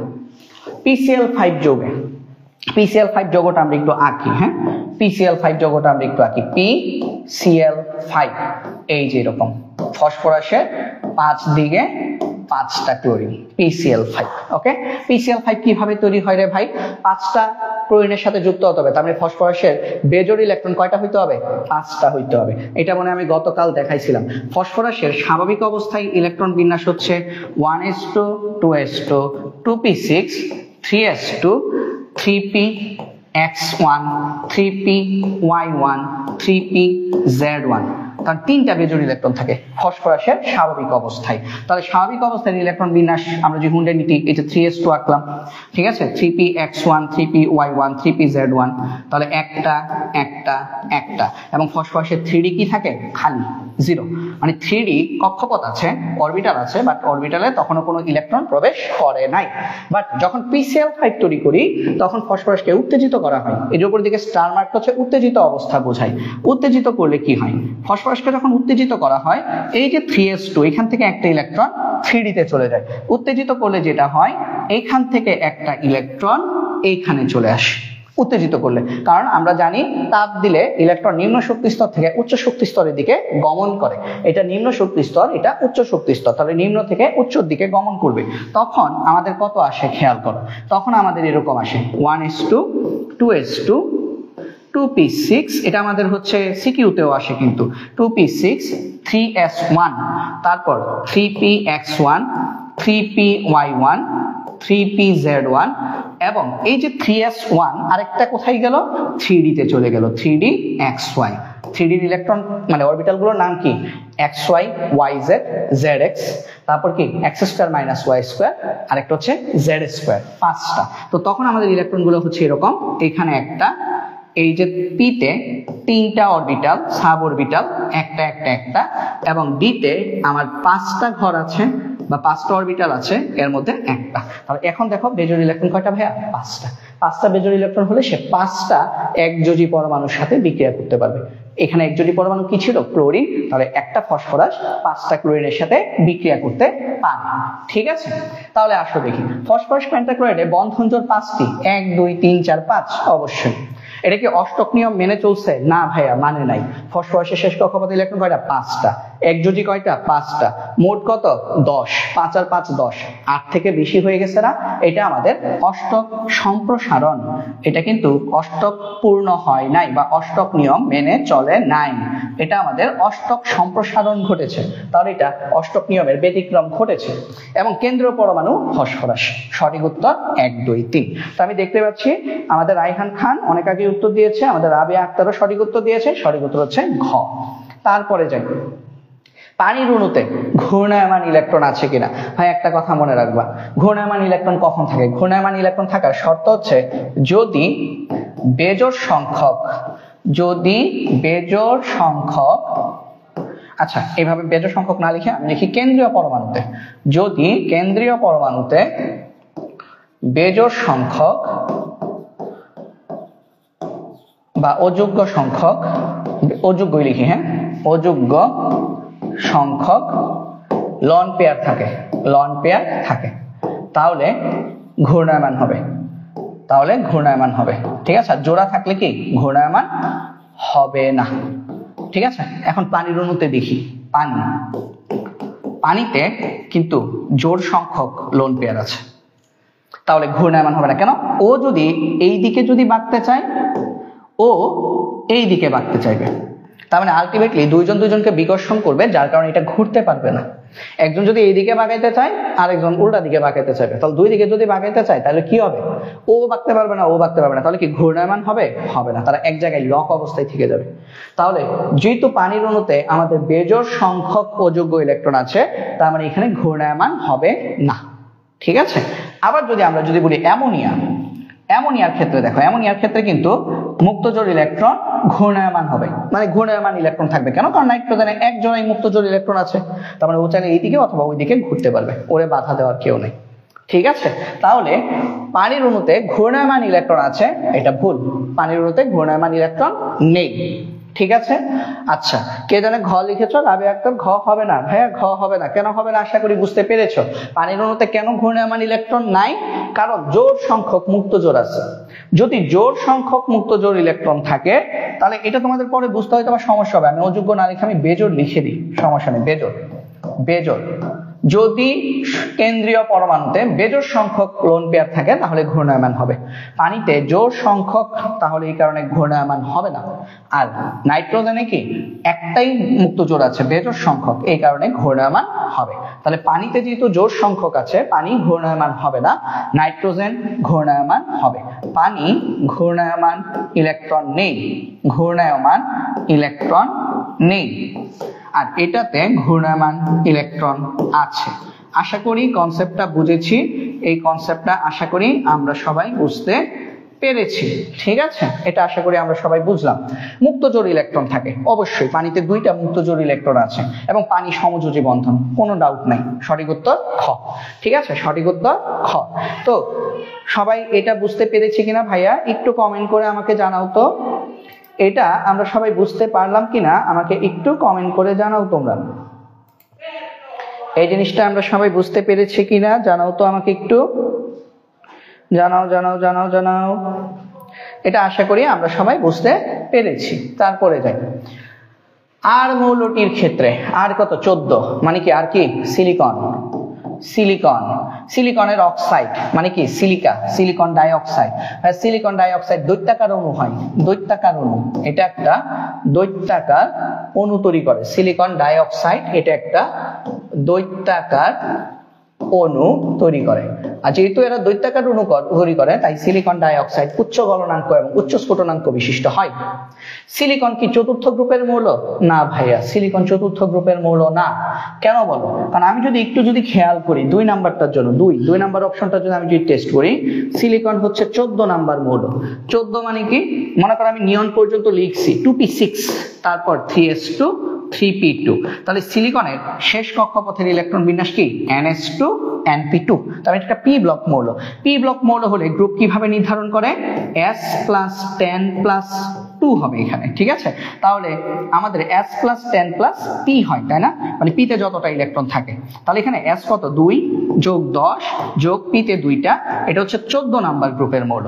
ঠিক আছে, সিলিকন হচ্ছে আমাদের 14 নং গ্রুপের মৌল। আর এটার পর্যায় কত? পর্যায় হচ্ছে তৃতীয় পর্যায়। ঠিক আছে, তাহলে সিলিকন চতুর্থ গ্রুপের মৌল, এটা সঠিক না। ব্রোমিনের সাথে এটা আয়নিক বন্ধন তৈরি করে, এইটাও কিন্তু ভুল। কারণ সিলিকন নিজে কি, সে একটা অধাতু টাইপ, মানে উভধর্মী পদার্থ সিলিকন। তাহলে সিলিকন যখন আমার ব্রোমিনের সাথে বিক্রিয়া করে, তখন সে সিলিকন টেট্রাব্রোমাইড তৈরি করে, এবং এটা কিন্তু ইলেকট্রন শেয়ারের মাধ্যমে তৈরি হয়। এটা কিন্তু আমাদের একটা সমযোজী যৌগ। কেন বলতো? সিলিকন কি ধরনের বিক্রিয়া করবে? কার্বন যে ধরনের বিক্রিয়া করে, সিলিকন একই ধরনের বিক্রিয়া করবে। কারণ কার্বন আর সিলিকন দুইজনই 14 নাম্বার গ্রুপের মৌল। কার্বনের যত যৌগ আছে সবগুলোই কি সমযোজী যৌগ। তাহলে সিলিকনের যত যৌগ থাকবে সবই হচ্ছে সমযোজী বন্ধন তৈরি করবে। তাহলে সঠিক উত্তর হচ্ছে শুধুমাত্র 1। তাহলে এই কথাটা আমরা একটু লিখে রাখতে পারি, যেহেতু সিলিকন এবং কার্বন উভয়ই গ্রুপ 14 এর মৌল, তাই কার্বনের মতো সিলিকনের যৌগগুলো সমযোজী হয়। ঠিক আছে, এটা একটু তোমরা সবাই মাথায় রাখবা। ঠিক আছে, ওকে। মাহিম, গণিত কখন?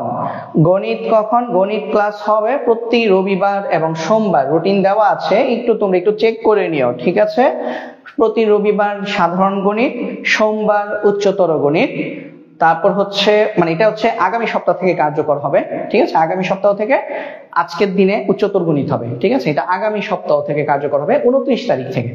রবিবার সাধারণ গণিত, সোমবার উচ্চতর গণিত, মঙ্গলবার ফিজিক্স, বৃহস্পতিবার কেমিস্ট্রি। ঠিক আছে, প্রত্যেকটা ক্লাসই হবে রাত 8টা থেকে 10টা। এখন 8টার জায়গায় 8:30 হইতে পারে, বুঝে গেছে? আচ্ছা, তারপরে যাই বন্ধন গঠনের সময় অক্সিজেন 2টি ইলেকট্রন শেয়ার করে, অবশ্যই, কারণ অক্সিজেনের বেজোড় ইলেকট্রন কয়টা ভাইয়া? 2টা। শেয়ার কোনগুলা করে? বেজোড় ইলেকট্রনগুলো শেয়ার করে।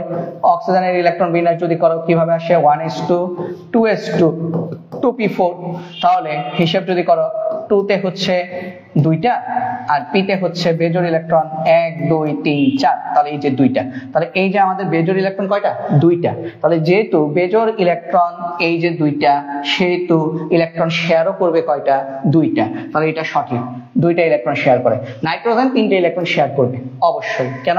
কারণ নাইট্রোজেনও হচ্ছে আমাদের বেজোড় ইলেকট্রন কয়টা? 3টা। দেখো 1s2 2s2 2p3, যদি ইলেকট্রন বিন্যাস করো 2s2 1 2 মানে 3 4, এটা হচ্ছে 1s2 1 2, হ্যাঁ 1s2 লিখে দিই আমি। ঠিক আছে, আর এটা কত? এটা হচ্ছে 1 2 3। তাহলে এখানে বেজোড় ইলেকট্রন কয়টা? বেজোড় ইলেকট্রন হচ্ছে 3টা। যেহেতু আমার বেজোড় ইলেকট্রন 3টা, তার মানে নাইট্রোজেন বন্ধন গঠনের সময় ইলেকট্রন শেয়ার করবে 3টা। হাইড্রোজেন একটাই ইলেকট্রন শেয়ার করে, কারণ হাইড্রোজেন বেচারার ইলেকট্রন আছেই একটা। তাহলে সঠিক উত্তর হচ্ছে 1 2 3। ঠিক আছে, আশা করি বুঝতে পেরেছো। ওকে, 81 এর ঘ, ভেরি গুড, রায়হান খান, সঠিক উত্তর। তারপর নিচের বিক্রিয়াটির আলোকে, আচ্ছা প্রশ্নের উত্তর দাও। নিচের বিক্রিয়াটির আলোকে প্রশ্ন উত্তর দাও। হ্যাঁ এখন একটু ফাস্ট যাই, হ্যাঁ এখন একটু ফাস্টার যাই। হ্যাঁ নিচের বিক্রিয়াটির আলোকে 82 ও 83 নং প্রশ্নের উত্তর দাও। H2+S ডি তৈরি হয়, এখানে ডি কি? ডি হচ্ছে আমাদের ডি যৌগটি কি? ডি যৌগটি হচ্ছে ডি হচ্ছে আমাদের এখানে H2S হাইড্রোজেন সালফাইড। পচা ডিমের গন্ধ তৈরি হয় এখান থেকে, এটা থেকে পচা ডিমের গন্ধ, মানে ডিম যদি পচে যায় তাহলে ডিমের ভেতর এই হাইড্রোজেন সালফাইড গ্যাস তৈরি হয়, এই কারণে ডিম পচে গেলে এই গ্যাসের গন্ধটাই ছড়ায়, এটা হচ্ছে পচা ডিমের গন্ধ। তাহলে H2S হাইড্রোজেন একটা অধাতু, এই অধাতু সমযোজী যৌগ তৈরি করবে, এটা একটা অজৈব যৌগ তৈরি করবে, জৈব যৌগ না, এটা একটা অজৈব যৌগ, আয়নিক যৌগ হওয়ার কোনো অপশনই নাই, সঠিক না। ডি এর কেন্দ্রীয় পরমাণু ডি, H2S তাই না, H2S, তাহলে এই এসটাই কি? এসটাই হচ্ছে আমাদের ডি, ঠিক আছে। ডি এর কেন্দ্রীয় পরমাণুর সর্বশেষ শক্তি স্তরে সর্বোচ্চ ইলেকট্রন ধারণ ক্ষমতা কত? নাকি হ্যাঁ, তাহলে ডি এর এই যে এটার কেন্দ্রীয় পরমাণু কি? ডি মানে সালফার, তাহলে সালফারের সর্বশেষ শক্তি স্তর কোনটা বলতো? সালফারের সর্বশেষ শক্তি স্তর হচ্ছে নিয়ন পর্যন্ত লিখলাম 3s2 3p4, তাহলে সালফারের সর্বশেষ কক্ষপথ হচ্ছে তৃতীয় কক্ষপথ, তাহলে সালফারের সর্বশেষ শক্তি স্তর হচ্ছে তৃতীয় শক্তি স্তর। তার তৃতীয় শক্তি স্তরে বলছে ইলেকট্রন ধারণ ক্ষমতা কত? হ্যাঁ কোন একটা শক্তি স্তরে ইলেকট্রন ধারণ ক্ষমতার সূত্র কি? 2n²। তাহলে তৃতীয় শক্তি স্তরে ইলেকট্রন ধারণ ক্ষমতা আমরা এইভাবে লিখতে পারি, শক্তি স্তরে ইলেকট্রন ধারণ ক্ষমতার সূত্র হচ্ছে 2n²। এটা কিন্তু তৃতীয় অধ্যায়ের পড়াশোনা, ঠিক আছে। এখন তৃতীয় শক্তি স্তর হলে n এর মান কত? 3, তাহলে কত আসবে? 18টি। এইখানে n = 3, কারণ কি তৃতীয় শক্তি স্তর বলছে। কিভাবে 18টি হলো সেটা একটু চেক করো। তৃতীয় শক্তি স্তর মানে কি? 3s2 3p6 3d10, তাহলে s এ 2টা, p তে 6টা, d তে 10টা ইলেকট্রন, মোট 18টা ইলেকট্রন থাকতে পারে। তাহলে আমাদের সঠিক উত্তর হচ্ছে 18, ঠিক আছে, সঠিক উত্তর 18, ঠিক আছে। রাবেয়া আক্তার বলছো নাইট্রোজেনের যোজনী তো 3 5, না নাইট্রোজেনের যোজনী 5 না, নাইট্রোজেনের যোজনী হচ্ছে শুধু 3। 5 জটিল যৌগ তৈরি করার ক্ষেত্রে অনেক সময় ব্যবহৃত হয়, বাট আমাদের এসএসসি লেভেল আসলে নাইট্রোজেনের যোজনী 5 ব্যবহার করা হয় না। কেন? কারণ হচ্ছে আমরা একটা প্রশ্ন আসে, দেখো NCl3 তৈরি করা হয়, সম্ভব, এটা সম্ভব, কিন্তু NCl5 সম্ভব না। কেন? কারণ বলো তো কেন? কারণ NCl5 তৈরি করতে গেলে নাইট্রোজেনের যোজনী 5 হতে হয়, ফসফরাসের যোজনী 3 এবং 5, নাইট্রোজেনের যোজনী 3, নাইট্রোজেনের 5 না। যোজনী মানে কি? অধাতুর ক্ষেত্রে যোজনী কি? বেজোড় ইলেকট্রন কয়টা? ভাই নাইট্রোজেনে দ্বিতীয় শক্তি স্তরে 2d নাই, 2d অরবিটাল সম্ভব না। তাহলে 2s2 থেকে একটা ইলেকট্রন 2 দিতে যাবে কিভাবে? 2d তো নাই, কথা কি বুঝতে পারছো? নাইট্রোজেনের যোজনী শুধু 3, নাইট্রোজেনের 5 যোজনী সম্ভব না। ফসফরাসের কেন 5 সম্ভব? কারণ 3s এর একটা ইলেকট্রন 3d তে যাইতে পারবে, কারণ তৃতীয় শক্তি স্তরে d অরবিটাল আছে। ফসফরাসের ক্ষেত্রে ওটা ফাঁকা থাকে, বাট আছে। বাট নাইট্রোজেন তো দ্বিতীয় শক্তি স্তরের ক্ষেত্রে 2s আর 2p থাকে, 2d থাকে না। কথা কি বোঝা গেছে? 2d বলতে দুনিয়াতে কিছু নাই, এক্সিস্টই করে না। তাহলে 2s থেকে একটা ইলেকট্রন 2d তে যাবে কিভাবে? যদি না যায় তাহলে নাইট্রোজেনের ইলেকট্রন বিন্যাস সবসময় কি? 1s2 2s2 2p3, তাহলে 3টা বেজোড় ইলেকট্রন থাকে। নাইট্রোজেনে কখনোই 5টা ইলেকট্রন থাকা সম্ভব না, ঠিক আছে, আশা করি বুঝতে পারছি। তারপর নিচের উদ্দীপকের আলোকে 84 এবং 85 নং প্রশ্নের উত্তর দাও। p হচ্ছে 1 মানে কি? হাইড্রোজেন। q হচ্ছে 7 মানে কি? নাইট্রোজেন। তাহলে এদের মধ্যে বিক্রিয়া কি তৈরি হবে? অ্যামোনিয়া তৈরি হবে, ঠিক আছে। তাহলে p এবং q দ্বারা গঠিত যৌগের অণুতে বন্ধন জোড় ইলেকট্রন কতটি? অ্যামোনিয়া তৈরি হবে। অ্যামোনিয়াতে আমার বন্ধন জোড় কয়টি? 3টি। এটা অলরেডি কয়েকবার করছি। আর লন পেয়ার কয়টা? লন পেয়ার হচ্ছে একটা, যেটা নাইট্রোজেনের মাথার উপর থাকে। তাহলে বন্ধন জোড় হচ্ছে 3টি, ঠিক আছে, বন্ধন জোড় হচ্ছে 3টি। এটা এখানে কি জানে লেখছে? টাইপরাইটার করতে পারবো আমি, পারি না। দেখো, তারপর দেখো, p এবং q দ্বারা গঠিত যৌগ অ্যামোনিয়া, তাই না? অ্যামোনিয়া যৌগ কি 2 এর নিয়ম পালন করে? অ্যামোনিয়া যৌগ তো অষ্টক নিয়ম মেনে চলে, কারণ নাইট্রোজেনের কয়টা ইলেকট্রন হয়ে গেছে? কেন্দ্রীয় পরমাণু কিন্তু 8টা ইলেকট্রন হয়ে গেছে। কিভাবে বলতো অ্যামোনিয়াতে কিভাবে অষ্টক নিয়ম মেনে চলে? এই যে দেখো অ্যামোনিয়া অষ্টক নিয়ম কিভাবে মেনে চলে একটু খেয়াল করো। এই যে অ্যামোনিয়া, তাহলে নাইট্রোজেনে এই যে 2টা, এবং এখানে কয়টা থাকে বলতো? 1 জোড় 2 জোড় 3 জোড়। তাহলে নাইট্রোজেনের মোট ইলেকট্রন কয়টা হয়ে গেছে? 1 2 3 4 জোড়া ইলেকট্রন কিন্তু নাইট্রোজেনে হয়ে গেছে। তাহলে এটা 2 এর নিয়ম পালন করে না, সে হচ্ছে অষ্টক নিয়ম মেনে চলে। তারপর সমযোজী বন্ধন গঠন করে। অ্যামোনিয়া যেহেতু একটা সমযোজী যৌগ, সমযোজী যৌগগুলো নিম্ন গলনাঙ্ক এবং নিম্ন স্ফুটনাঙ্ক বিশিষ্ট হয়। সঠিক উত্তর 2 3, সঠিক উত্তর 2 3, ঠিক আছে। আচ্ছা, নিরঞ্জন রায়, ফিজিক্স ক্লাস কখন শুরু হয়?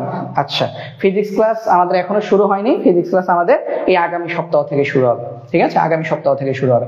আগামী সপ্তাহে তোমাদের, আগামী সপ্তাহ থেকে মানে আগামী রবিবার থেকে তোমাদের ক্লাস শিডিউল হচ্ছে সায়েন্সের। রবিবার জেনারেল ম্যাথ, সোমবার হায়ার ম্যাথ, মঙ্গলবার ফিজিক্স আমি নিব, বৃহস্পতিবার কেমিস্ট্রি আমি নিব। ফিজিক্স আর কেমিস্ট্রি ক্লাস হচ্ছে মঙ্গলবার এবং বৃহস্পতিবার, যেটা আমি নিব। আর জেনারেল ম্যাথ এবং হায়ার ম্যাথ তোমাদের সোহাগ ভাইয়া নিবে রবিবার এবং সোমবার। প্রত্যেকটা ক্লাস সপ্তাহে 4 দিন ক্লাস, প্রতিটি ক্লাস রাত 8টা থেকে শুরু হবে। বোঝা গেছে? রাত 8টা থেকে শুরু হবে। আর যদি একটু এদিক ওদিক হয় তাহলে সেটা আমাদের ফেসবুক গ্রুপ এবং মেসেঞ্জার গ্রুপে জানিয়ে দেওয়া হবে। কথা কি বোঝা গেছে? মানে একদম টানা সবসময় তো আসলে এক টাইমে ক্লাস নেওয়া সম্ভব হয় না, কারণ রোবট তো আর না আমরা। তো তোমাদের যেমন টাইমের হেরফের হয়, আমাদেরও হয়, তাই না? ব্যক্তিগত পারিবারিক অনেক জীবন থাকে, তো সবকিছু মেনটেন করে আসতে হয়। তবে ইনশাল্লাহ যদি কোনো সমস্যা না হয়, রাত 8টা থেকে 10টা পর্যন্ত ক্লাস হবে। ওকে, আচ্ছা। সপ্তাহে তোমরা কিন্তু সায়েন্সের যারা আছো 4টা বিষয়ের উপর টোটাল 8 ঘন্টা ক্লাস পাবে ইনশাল্লাহ আমাদের কাছ থেকে, 2 ঘন্টা 2 ঘন্টা করে। ঠিক আছে, আচ্ছা। তারপরে যাই, পানিতে অদ্রবণীয় লবণ কোনটি? পানিতে দ্রবীভূত হয় না কোনটি? তো এটা আমি একটু তোমাদেরকে একটু লিখে দিই। এটার একটা লিস্ট আছে, লিস্টটা আমি একটু তোমাদের সাথে একটু শেয়ার করি। পানিতে অদ্রবণীয় লবণ কোনটি? চলো লিস্টটা আমরা একটু শেয়ার করি। হ্যাঁ, আচ্ছা।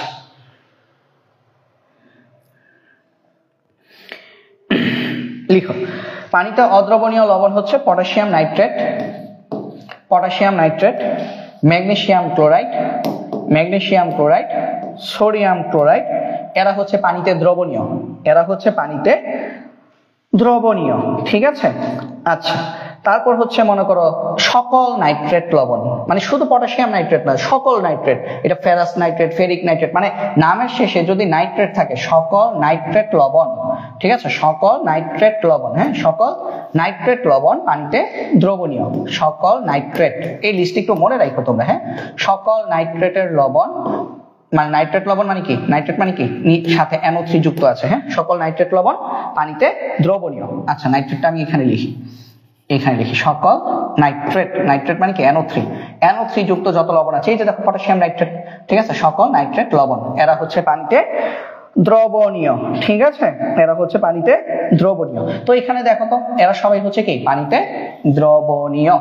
এদের ইয়া কি? এরা হচ্ছে পানিতে দ্রবণীয়, দ্রবণীয়। আর আমার এখানে চাইছে কি? পানিতে অদ্রবণীয় কোনটা? তাহলে এদের বাদ দিলে বাকি আছে কি বলতো? Silver chloride. সিলভার ক্লোরাইড পানিতে অদ্রবণীয়। ঠিক আছে, তো পানিতে অদ্রবণীয় লিস্টটা আমরা যদি একটু দেখি, যে আমাদের গ্রুপ 2 এর আমরা যদি দেখি, গ্রুপ 2 মানে কি? মৃৎক্ষার ধাতু। তাহলে গ্রুপ 2 এর আমাদের কার্বনেট, কার্বনেট মানে কি? CO3, কার্বনেট, কার্বনেট মানে হচ্ছে CO3 লবণ, কার্বনেট।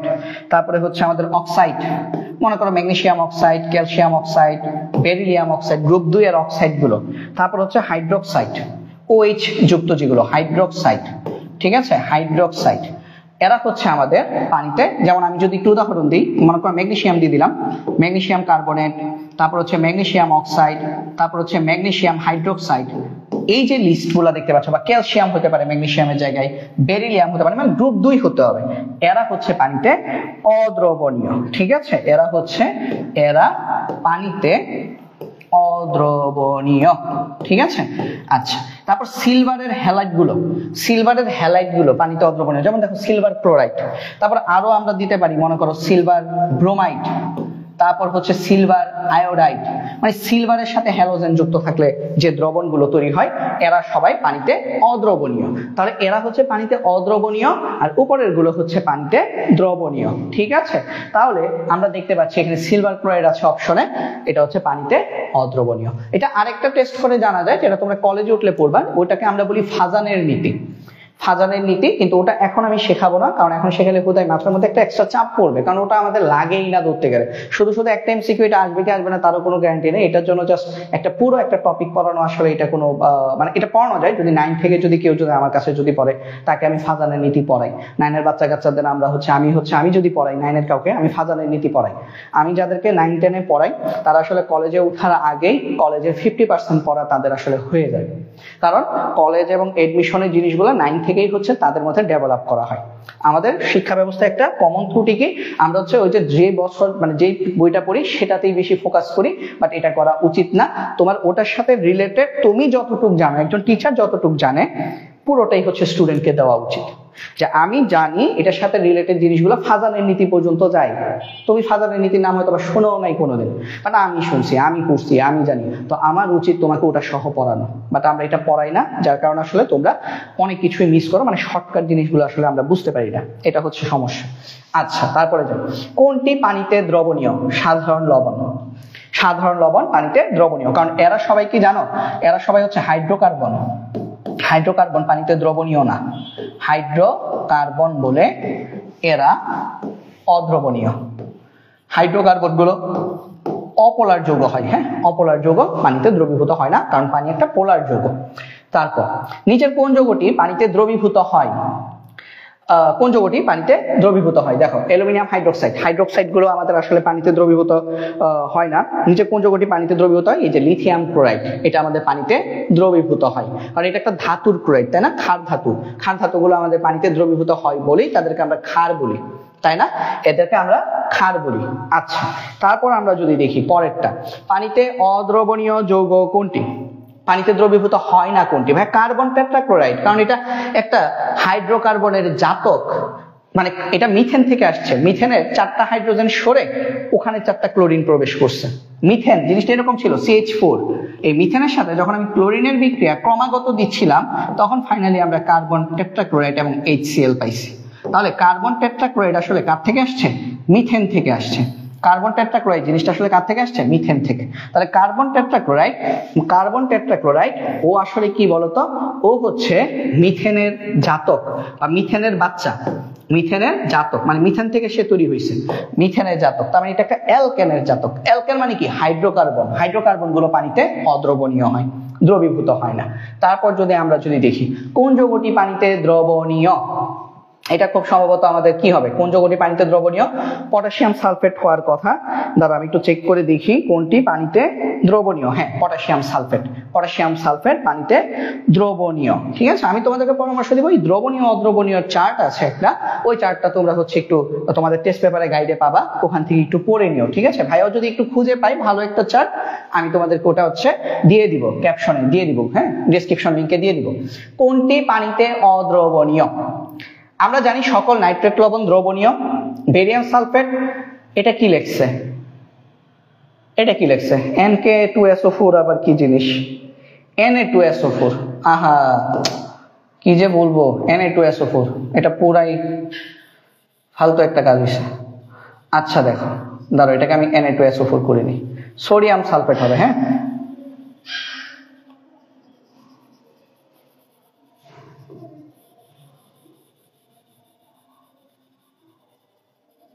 এটা হবে Na2SO4।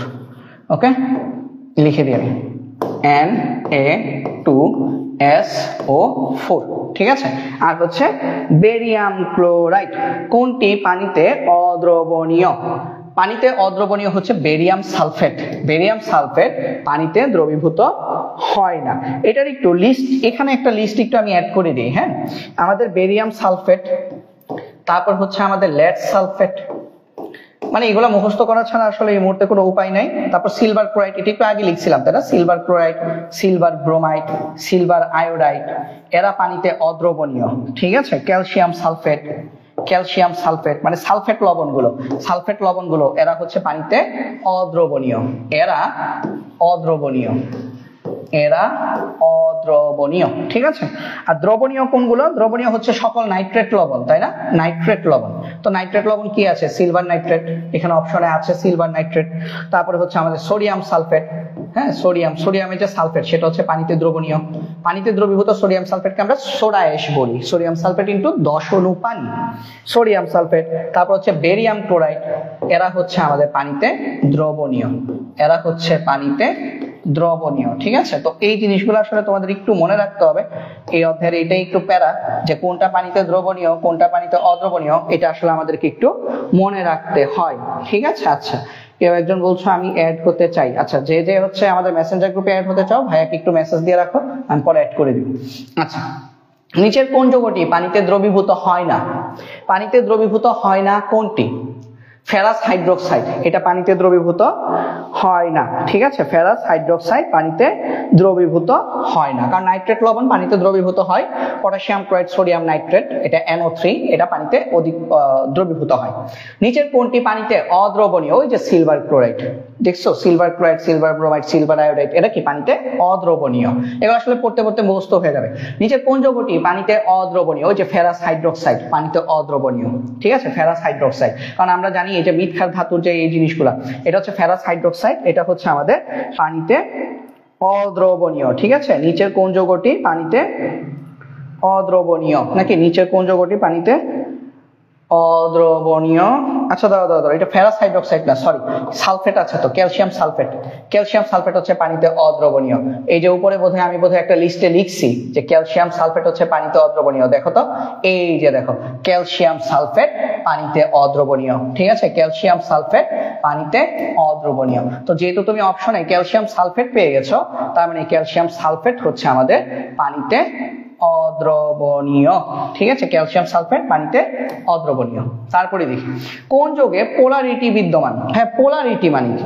কারণ পোলারিটি পড়তে গেলে আসলে তড়িৎ-ঋণাত্মকতার স্কেল সম্পর্কে জানতে হয়। ভাই একটা বেসিক ক্লাস নিব এই পুরো অধ্যায়ের উপর, কারণ আমি তোমাদের এটা যখন পড়ানো শুরু করব, তখন আমি আসলে প্ল্যান করছি, আজকে এটা যখন দেখছিলাম তখন আমি ভাবছিলাম যে আগে একটা বেসিক ক্লাস নিয়ে নিলে ভালো হয়, বা যেহেতু এমসিকিউটা রেডি ছিল এই জন্য আগে এমসিকিউ নিয়ে ফেলছি, বাট এটা একটা বেসিক ক্লাস ভাইয়া দিব তোমাদের। পোলারিটি মানে কি? পোলারিটি মানে হচ্ছে তড়িৎ-ঋণাত্মকতার পার্থক্য। ডেল EN, ই মানে ইলেকট্রো, এন মানে নেগেটিভিটি, আর ডেল মানে ডিফারেন্স। ইলেকট্রোনেগেটিভিটি ডিফারেন্স, তড়িৎ-ঋণাত্মকতার পার্থক্য যদি 1.7 থেকে ছোট হয় কিন্তু 0.5 থেকে বড় হয়, তাহলে সেটাকে আমরা বলি পোলার যৌগ। ঠিক আছে, এখন আসলে হাইড্রোজেন ফ্লোরাইডের ক্ষেত্রে চেক করি। হাইড্রোজেন ফ্লোরাইড, ফ্লোরিনের তড়িৎ-ঋণাত্মকতা হচ্ছে 4, সবচেয়ে বেশি। এটা একটা লিস্ট আছে, ওটা দেখলেই ওটা আমি শিখাই দিব তোমাদের। হাইড্রোজেনের হচ্ছে 2.1, তাহলে এখানে পার্থক্য কত? এখানে ডিফারেন্স কত? ডিফারেন্স হচ্ছে 1.9, কারণ 4 থেকে 2.1 বিয়োগ করলে কত? 1.9। তাহলে এটা কি 1.7 থেকে বেড়ে গেছে না? তার মানে এটাতে পোলারিটি বিদ্যমান নাই, এটাতে পোলারিটি বিদ্যমান নাই। আচ্ছা, তারপর যদি দেখি মিথেন কি বলতো? কার্বন আর হাইড্রোজেনের মধ্যে, তাই না? মিথেন কি? মিথেন হচ্ছে কার্বন আর হাইড্রোজেনের মধ্যে। আমি পুরো যৌগটা আঁকতেছি না, জাস্ট দুইটা অণু এঁকে নিচ্ছি কার্বন আর হাইড্রোজেনের মধ্যে। তো হাইড্রোজেন কত? 2.1, কার্বনের হচ্ছে তড়িৎ-ঋণাত্মকতা 2.5। তাহলে এদের মধ্যে ইলেকট্রোনেগেটিভিটি ডিফারেন্স কত? আচ্ছা, একটু সাদা কালি দিয়ে লিখি।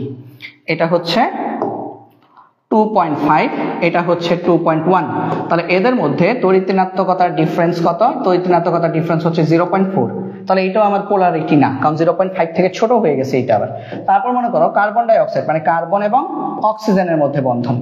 অক্সিজেন হচ্ছে আমাদের 3.5, কার্বন হচ্ছে 2.5। হ্যাঁ, এটার মধ্যে কিন্তু পোলারিটি বিদ্যমান আছে। এখন পোলারিটি মানে প্রথমটাতে বিদ্যমান হয়, পোলারিটি খুব সম্ভবত হ্যাঁ প্রথমটাতে বিদ্যমান। কেন বলতো? পোলারিটি বিদ্যমান হওয়ার শর্ত হচ্ছে তোমাদের সিলেবাস অনুযায়ী, আমি কলেজের সিলেবাস অনুযায়ী পড়াইতে যাচ্ছি, তোমাদের সিলেবাস অনুযায়ী পোলারিটি বিদ্যমান হয় যদি তড়িৎ-ঋণাত্মকতা পার্থক্য 1.7 থেকে বেশি হয়। তাহলে 1.7 থেকে বেশি শুধু এটাতেই আছে। চলো দেখি কিভাবে। এটার জন্য কত আসে? ডেল EN কত আসে? 3.5 থেকে 2.5 বিয়োগ করলে 1। আর লাস্টে কি আছে? PCl3, ফসফরাস ট্রাইক্লোরাইড, ফসফরাস এবং ক্লোরিন। ক্লোরিনের তড়িৎ-ঋণাত্মকতা হচ্ছে 3, ফসফরাসের তড়িৎ-ঋণাত্মকতা হচ্ছে 2.1। তাহলে এদের মধ্যে তড়িৎ-ঋণাত্মকতার পার্থক্য কত? আমি জানি তোমরা কিছুই বুঝতেছো না যে এই সংখ্যাগুলো কোথা থেকে আসতেছে, হ্যাঁ বেসিকে পড়াবো তখন বুঝে যাবে, প্যারা নেই। হ্যাঁ, এটা আপাতত এমনি একটু লিখে রাখি। ডেল EN হচ্ছে 0.9।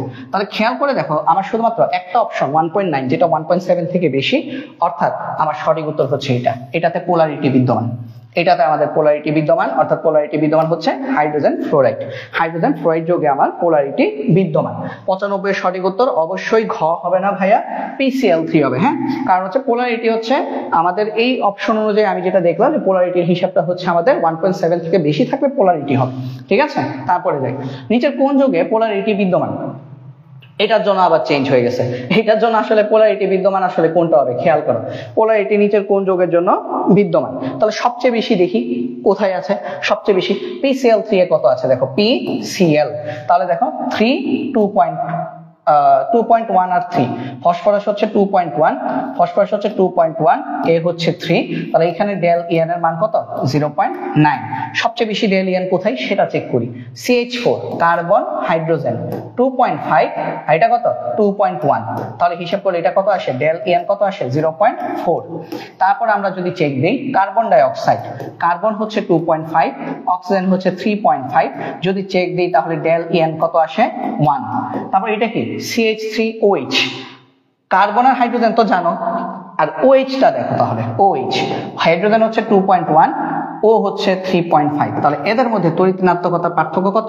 1.4। তাই সবচেয়ে বেশি কোথায় আছে তড়িৎ ঋণাত্মকতার পার্থক্য? OH এর মধ্যে। তাহলে সবচেয়ে বেশি পোলারিটি বিদ্যমান কোথায়? লাস্ট অপশনে। এটা হচ্ছে কোন যৌগে পোলারিটি বিদ্যমান। তো পোলারিটি টেস্ট করার জন্য আমরা কি করব? ডেল ইএন এর মান কোথায় বেশি সেটা। হ্যাঁ, রায়হান খান 95 বুঝতেই পারিনি। হ্যাঁ, বুঝতে হবে না আপাতত জাস্ট এগুলো একটু মাথায় রাখো। হ্যাঁ, এটার একটা টেস্ট আছে। একটা জিনিস শুধু মনে রাখো, এই যে নাম্বারগুলো লিখতেছি এগুলো মুখস্থ করতে হবে। হ্যাঁ, এটার একটা লিস্ট আছে, এটা একটা ছন্দের একটা খেলা আছে, ওইটা আমি তোমাদের সিকিউ, আমি যখন বেসিক পড়াবো সিকিউ বেসিকের সময় এটা আমি শিখাই দিব। এটা তোমাদের মেইন বইয়ে নাই, এটা তোমাদের সিলেবাসে এটা ইনক্লুডেড না। এই যে নাম্বারগুলো লিখলাম 2.13, 2.5, এগুলো হচ্ছে আমাদের এইগুলো তড়িৎ ঋণাত্মকতা। পাউলিং স্কেল বলা হয়। পাউলিং স্কেল অনুযায়ী আমাদের মোট আমাদের হচ্ছে 21টা মৌলের পাউলিং স্কেল নাম্বার জানলেই চলে। 21টা। তো ওই 21টা মৌল যখন আমি তোমাদের যখন শিখাই ফেলবো তখন এইগুলো হচ্ছে তোমাদের কাছে ইজি হয়ে যাবে। এখন ব্যাপারটা একটু বোঝো, আমরা চেক করতেছি ডেল ইএন কোথায় বেশি। আগের অঙ্কে দেখো, আগের অঙ্কে ডেল ইএন কার বেশি ছিল? হাইড্রোজেন ফ্লোরাইডের তড়িৎ ঋণাত্মকতা পার্থক্য সবচেয়ে বেশি ছিল, তার মানে হাইড্রোজেন ফ্লোরাইডে পোলারিটি বিদ্যমান ছিল। আর এখনকার যুগে দেখো এই চারটার মধ্যে সবচেয়ে বেশি ডেল ইএন কোথায় আছে? OH এর মধ্যে। এই যে OH বন্ধন, এই যে OH বন্ধন, তাহলে এখানে আমার তড়িৎ ঋণাত্মকতার পার্থক্য সবচেয়ে বেশি হচ্ছে মিথানলে। মিথানলে, তার মানে এখানে আমাদের পোলারিটি বিদ্যমান কোথায়? মিথানলে পোলারিটি বিদ্যমান। ঠিক আছে, মিথানলে আমাদের পোলারিটি বিদ্যমান। কোন জৈব যৌগ পোলার ধরনের হয়? কোন জৈব যৌগ পোলার ধরনের হয়? ইথার, পেট্রোল, চিনি। চিনি পোলার ধরনের যৌগ হয়। চিনি হচ্ছে আমাদের একটা পোলার যৌগ। ঠিক আছে, কারণ বেনজিন, ইথার, পেট্রোল এরা সবাই হচ্ছে হাইড্রোকার্বন, এরা হচ্ছে সবাই হচ্ছে হাইড্রোকার্বন, তাহলে চিনি হচ্ছে আমাদের একটা পোলার যৌগ। ঠিক আছে, তারপর কোনটির জলীয় দ্রবণ বিদ্যুৎ পরিবহন করে না? বিদ্যুৎ অপরিবাহী। কোনটির জলীয় দ্রবণ বিদ্যুৎ অপরিবাহী? তো বিদ্যুৎ অপরিবাহী কোনটি? অবশ্যই সমযোজী যৌগ হইতে হবে। ঠিক আছে, সালফিউরিক অ্যাসিড, এটা কিন্তু কপার সালফেট, জিঙ্ক ক্লোরাইড, এরা কিন্তু সবাই কিন্তু কি আয়নিক যৌগ। কারণ কি বলতো, সালফিউরিক অ্যাসিডে ক্যাটায়ন আছে, অ্যানায়ন আছে। কপার 2+ এবং সালফেট ক্যাটায়ন অ্যানায়ন আছে। জিঙ্ক 2+ এবং ক্লোরাইড ক্যাটায়ন অ্যানায়ন আছে। তারপরে এরা তিনজনই কিন্তু আমাদের আয়নিক যৌগ। আয়নিক যৌগ। আর আয়নিক যৌগগুলো কি করে? জলীয় দ্রবণে বিদ্যুৎ পরিবহন করে। আয়নিক যৌগ, তার মানে এরা কি? এরা সবাই বিদ্যুৎ পরিবাহী। এরা হচ্ছে জলীয় দ্রবণ বিদ্যুৎ পরিবাহী। এদের জলীয় দ্রবণ বিদ্যুৎ পরিবাহী, কারণ তোমরা পড়ছো আয়নিক যৌগের জলীয় দ্রবণ বিদ্যুৎ পরিবাহী হয়, আর সমযোজী যৌগের জলীয় দ্রবণ বিদ্যুৎ পরিবাহী হয় না, বা বিদ্যুৎ অপরিবাহী হয়। এরা সবাই হচ্ছে বিদ্যুৎ পরিবাহী। ঠিক আছে, আর এই যে এই বেটা হচ্ছে একটা সমযোজী যৌগ। চিনি একটা সমযোজী যৌগ। সমযোজী যৌগ, এর জলীয় দ্রবণ বিদ্যুৎ অপরিবাহী। বিদ্যুৎ অপরিবাহী। ঠিক আছে, বিদ্যুৎ অপরিবাহী। তাহলে সঠিক উত্তর হচ্ছে এটা হচ্ছে চিনির সংকেত হচ্ছে C12H22O11। সুক্রোজ, এটাকে কি বলে? সুক্রোজ, C12H22O11, এটার নাম কি? সুক্রোজ। গ্লুকোজ আছে না, গ্লুকোজের বড় ভাই এটা হচ্ছে সুক্রোজ, বা এটার আরেক নাম কি? চিনি। ঠিক আছে, আচ্ছা তারপরে আসো 99। নিচের কোনটি বিদ্যুৎ পরিবাহী? খেয়াল করো, বিদ্যুৎ কিন্তু আমার সলিড অবস্থায় কিন্তু বিদ্যুৎ পরিবহন করে না, তার মানে এই দুইটা প্রথমেই বাদ। কেন? কারণ হচ্ছে সলিড অবস্থায় বিদ্যুৎ পরিবহন হয় না। বিদ্যুৎ পরিবহন হতে গেলে শর্ত কি? অবশ্যই আয়নিক যৌগ হতে হবে এবং সে জলীয় দ্রবণ হতে হবে, লিকুইড হতে হবে। ঠিক আছে, তাহলে সলিড অবস্থায় বিদ্যুৎ পরিবহন করে না। বিদ্যুৎ পরিবহনের শর্ত কি? সলিড হতে, আমাদের লিকুইড হতে হবে এবং আয়নিক হতে হবে। তাহলে একটু লিখে রাখি। হ্যাঁ, বিদ্যুৎ পরিবহনের শর্ত। বিদ্যুৎ পরিবহনের শর্ত হচ্ছে দুইটা। এক হচ্ছে অবশ্যই লিকুইড হতে হবে, মানে জলীয় দ্রবণ হতে হবে, অবশ্যই জলীয় দ্রবণ। জলীয় দ্রবণ মানে কি? জলীয় দ্রবণ মানে হচ্ছে অ্যাকুয়াস, অ্যাকুয়াস অথবা লিকুইড। হ্যাঁ, অ্যাকুয়াস লেখা না থাকলে এট লিস্ট লিকুইড লেখা থাকতে হবে, অথবা একিউ মানে কি? অ্যাকুয়াস, জলীয় দ্রবণ অথবা লিকুইড হতে হবে, হতে হবে। এবং এটা হলেই হবে না, আয়নিক হতে হবে। সমযোজী হলে আবার হবে না, আয়নিক, আয়নিক হতে হবে। তাহলে লিকুইড যেহেতু না, উপরের প্রথম দুইটাই বাদ, কারণ কি? সলিড। এখন এই দুইটার মধ্যে কোনটা হবে? ভাই এটা হবে, কারণ এটা হচ্ছে আয়নিক যৌগ। এটা কি? এটা তো গ্লুকোজ। গ্লুকোজ কি? গ্লুকোজ লিকুইড, ঠিক আছে, বাট গ্লুকোজ হচ্ছে একটা সমযোজী যৌগ। ওকে, ও একটা আয়নিক যৌগ, ও হচ্ছে আয়নিক যৌগ এবং জলীয় দ্রবণ, এবং জলীয় দ্রবণ, আয়নিক যৌগ এবং জলীয় দ্রবণ। তাই বিদ্যুৎ পরিবহন করে, বিদ্যুৎ পরিবাহী, পরিবাহী, ঠিক আছে। আর ওকে, ও হচ্ছে জলীয় দ্রবণ কিন্তু সমযোজী যৌগ। এ হচ্ছে জলীয় দ্রবণ কিন্তু সমযোজী, কিন্তু সমযোজী যৌগ। জলীয় দ্রবণ হলেই হবে না, আয়নিক হতে হবে। তাই বিদ্যুৎ অপরিবাহী, ও আসলে বিদ্যুৎ পরিবহন করে না, বিদ্যুৎ অপরিবাহী। তো আশা করি এই জিনিসটা আমরা সবাই বুঝতে পেরেছি, কেন আমাদের এইরকম হলো, তাই না? এটা আশা করি আমরা সবাই ক্লিয়ারলি বুঝতে পেরেছি। তারপরে দেখো 99 কে জানে খ লিখছো, 99 খ না, সলিড সোডিয়াম ক্লোরাইড দেখলেই খ দিয়ে দেওয়া যাবে না। রাইহান খান আশা করি বুঝতে পেরেছি, সলিড বললে মানে আয়নিক যৌগ দেখলেই তুমি হচ্ছে এটাকে বিদ্যুৎ পরিবাহী বলতে পারবে না, অবশ্যই সে জলীয় দ্রবণ হইতে হবে, ঠিক আছে, জলীয় দ্রবণ হইতে হবে, ঠিক আছে। আশা করি এটা এখন আমরা বুঝতে পেরেছি। কাপড় কাচার সোডাতে ক্যালাস পানি কয় অণু থাকে? হ্যাঁ, কাপড় কাচার সোডা কি? কাপড় কাচার সোডা হচ্ছে সোডিয়াম সালফেট ইনটু 10 অণু পানি, ঠিক আছে। কাপড় কাচার সোডা কি? কাপড় কাচার সোডা হচ্ছে সোডিয়াম সালফেট ইনটু 10 অণু পানি। তাহলে সোডিয়াম সালফেট ইনটু 10 অণু পানি, এটাকে আমরা কি বলি? এটার আরেকটা নাম হচ্ছে সোডা অ্যাশ, সোডা অ্যাশ, বা এটাকে বলা হয় আর্দ্র সোডিয়াম সালফেট। এখানে পানি কতটুকু? ক্যালাস পানি কতটুকু আছে? 10 অণু। তাহলে কাপড় কাচার সোডাতে আমার ক্যালাস পানি রয়েছে 10 অণু, ঠিক আছে। আমাদের সেঞ্চুরি কিন্তু পূর্ণ হয়ে গেছে, আমাদের 100 পূর্ণ হয়ে গেছে, ঠিক আছে। রায়হান খান ভেরি গুড, বুঝলাম, যেহেতু বুঝতে পেরেছ খুবই ভালো। তারপরে আসি 101, অ্যামোনিয়াম ক্লোরাইড যৌগটিতে কি কি বিদ্যমান? মনে রাখবা, আপাতত এগুলোর ডিটেলস না পড়ে, কারণ সমযোজী, আয়নিক, সন্নিবেশ, 3 ধরনের বন্ধনী আছে অ্যামোনিয়াম ক্লোরাইড যৌগে, ঠিক আছে। অ্যামোনিয়াম ক্লোরাইড যৌগে 3 ধরনের বন্ধনী আছে, পরীক্ষা আসলে অ্যামোনিয়াম ক্লোরাইড দিয়ে আসবে। আমি একটু ব্যাখ্যা করে দিই অ্যামোনিয়াম ক্লোরাইড কিভাবে তৈরি হয়। আচ্ছা, ব্যাখ্যা করতে গেলে তো তুমি তো সন্নিবেশ তোমরা জানো না, এটা হচ্ছে সমস্যা। আচ্ছা দেখি, তাও আমি ট্রাই করি। হ্যাঁ, অ্যামোনিয়ার মধ্যে কি আছে? সমযোজী বন্ধন। আবার এর সাথে বিক্রিয়া করে কি? Hydrogen chloride. ভাই হাইড্রোজেন ক্লোরাইডে কি আছে? সমযোজী বন্ধন। বাট হাইড্রোজেন ক্লোরাইডে দেখো ক্লোরিনের তড়িৎ-ঋণাত্মকতা বেশি বলে ওর দিকে ইলেকট্রনটা চলে যায়, শেয়ারকৃত ইলেকট্রন। হাইড্রোজেন কি হয়ে যায়? আংশিক ধনাত্মক চার্জে পরিণত হয়। আবার নাইট্রোজেনের কি থাকে? একজোড়া মুক্তজোড় ইলেকট্রন থাকে। নাইট্রোজেনের তখন এই হাইড্রোজেনকে দেখে খুবই দরদ লাগে, কষ্ট লাগে, তখন সে কি করে? ওর দিকে তার একজোড়া মুক্তজোড় ইলেকট্রনকে টেনে দেয়। এই যে টেনে দিছে, এই ঘটনাটাকে আমরা বলি সন্নিবেশ সমযোজী বন্ধন, সন্নিবেশ সমযোজী বন্ধন, ঠিক আছে। এখন বুঝবা কিনা আমি আসলে জানি না, সন্নিবেশ সমযোজী বন্ধন, ঠিক আছে।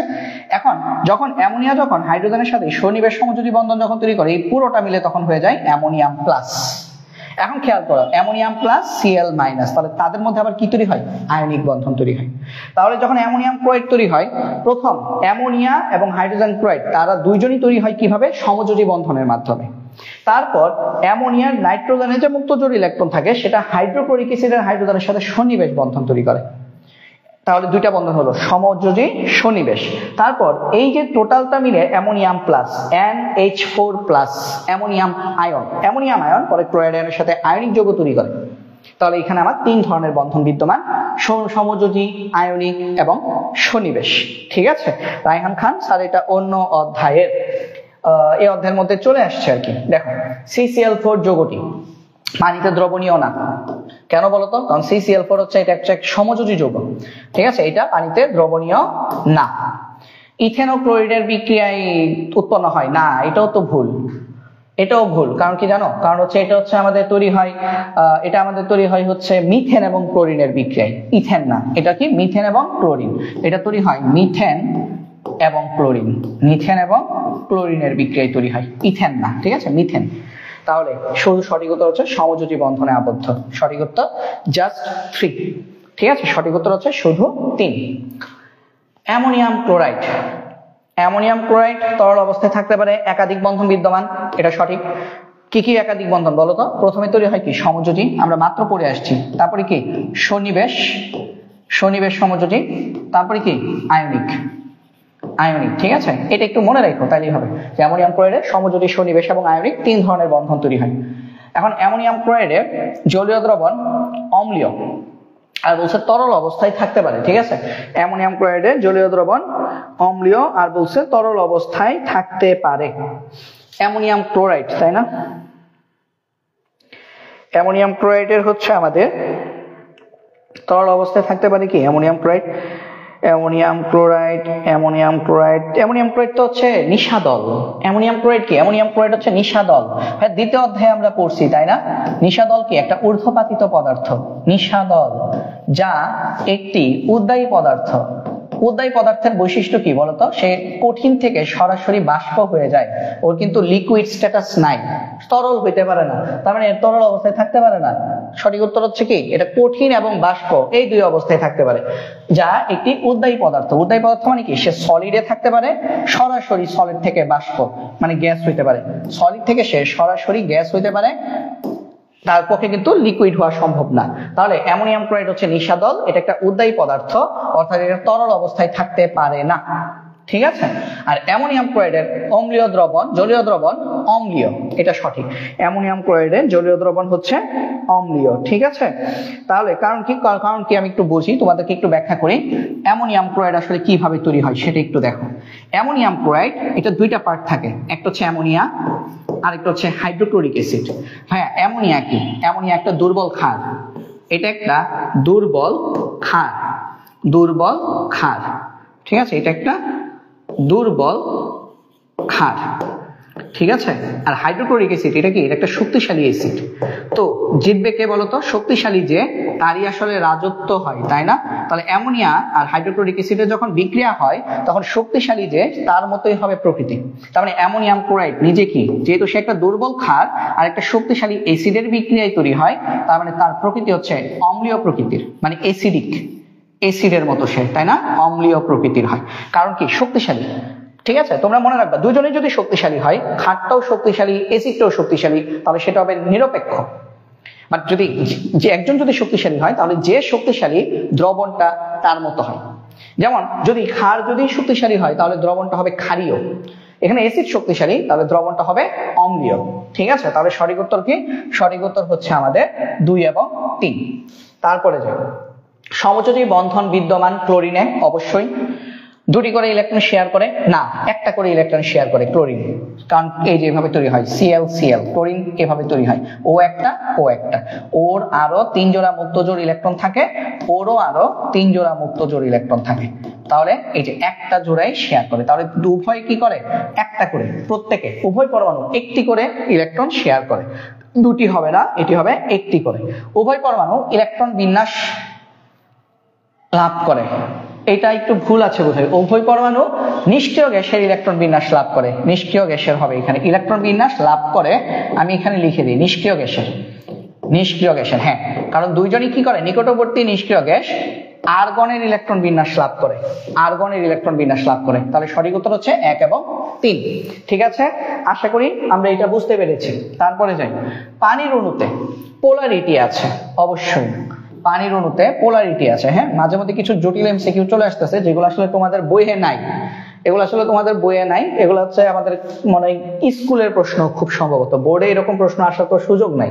তাহলে পানির অণুতে আমাদের পোলারিটি আছে অবশ্যই, কারণ অক্সিজেন কত? 3.5, হাইড্রোজেন কত? 2.1। তাহলে তাদের তড়িৎ ঋণাত্মকতার পার্থক্য কত? ইলেকট্রোনেগেটিভিটি ডিফারেন্স হচ্ছে 3.5 মাইনাস 2.1, তার মানে হচ্ছে 1.4। ঠিক আছে, পোলারিটি থাকবে, কারণ পোলারিটি কিভাবে থাকে? যদি তড়িৎ ঋণাত্মকতার মান 0.5 থেকে বেশি হয়, 1.7 থেকে কম হয়, তাহলে সেটাকে আমরা বলি পোলার যৌগ। তাহলে সেটা থেকে আমরা বলি পোলার যৌগ বলি। তাহলে যেহেতু এটা 1.7 থেকে ছোট এবং 0.5 থেকে বড়, অর্থাৎ এখানে পোলারিটি আছে। 2 জোড়া মুক্ত জোড় আছে। হ্যাঁ, এই যে অক্সিজেনে 2 জোড়া মুক্ত জোড় ইলেকট্রন আছে। আর HOH বন্ধন কোণ, এটা তোমাদের সিলেবাসে যুক্ত না, বাট HOH বন্ধন কোণ 104.5 ডিগ্রি, এটা সঠিক। এটা সঠিক। আমরা একটু কয়েকটা জিনিস একটু লিখে দিই, হ্যাঁ, যেহেতু এরকম এমসিকিউ আসছে দেখলাম, এটা অবশ্যই কোনো একটা স্কুলে আসছে, এটা কোন স্কুলে আসছে আমি একটু দেখে দিই, আমি একটু দেখি, একটু তোমাদের বলে দিই। এটা আসলে আমাদের আসছে Saint Gregory high school Dhaka, এটা বোর্ড প্রশ্ন না ভাইয়া, এই জন্য এরকম আসছে, ঠিক আছে, কারণ বড় বড় স্কুলগুলোতে আমাদের কলেজের জিনিস পড়ানো হয় স্কুল লেভেলে, এই জন্য এরকম। একটু লিখে দিই, মিথেন, মিথেনের বন্ধন কোণ, মিথেনের বন্ধন কোণ একটু লিখে রাখো, যেহেতু এরকম একটা এমসিকিউ পাইছি, একটু লিখে রাখো। মিথেনের বন্ধন কোণ হচ্ছে 109.5 ডিগ্রি, যদি মিথেন আসে 109। যদি অ্যামোনিয়া আসে, অ্যামোনিয়া এর বন্ধন কোণ 2.5 ডিগ্রি কমবে, তার মানে 107 ডিগ্রি। পানির ক্ষেত্রে আরো 2.5 কমবে, তার মানে 104.5 ডিগ্রি। ঠিক আছে, এই তিনটা যদি পারো, এটা নেসেসারি না, হ্যাঁ, যদি পারো মনে রাখো, ঠিক আছে, এই তিনটা মনে রাখবে, মনে রাখবে। তাহলে এখানে আমাদের পানির বন্ধন কোণ বলছে 104.5 ডিগ্রি। ওকে, সালফার ডাইঅক্সাইড যৌগটির অপোলার সমযোজী, অপোলার তাই না, অপোলার মানে কি, সে বিদ্যুৎ পরিবহন করবে। সমযোজী মানে কি, সে বিদ্যুৎ পরিবহন করবে। পোলার হইলে বিদ্যুৎ পরিবহন করবে, ও বিদ্যুৎ পরিবহন করে না। নিম্ন স্ফুটনাঙ্ক বিশিষ্ট, এ গ্যাসীয়, ঠিক আছে, সাধারণ তাপমাত্রায় গ্যাসীয়। সালফার ডাইঅক্সাইড একটা গ্যাস, সঠিক উত্তর 2 এবং 3।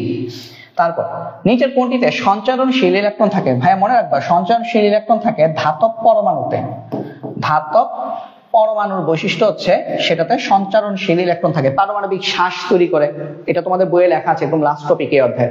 পারমাণবিক শ্বাস তৈরি করে, ইলেকট্রনগুলা, মুক্ত ইলেকট্রনগুলা কি করে, দ্রুত মানে যেদিকে যায় কারেন্ট হচ্ছে তার বিপরীত দিকে আসে, মানে ইলেকট্রন যেদিকে যায় বিদ্যুৎ তার বিপরীত দিকে পরিবাহিত হয়।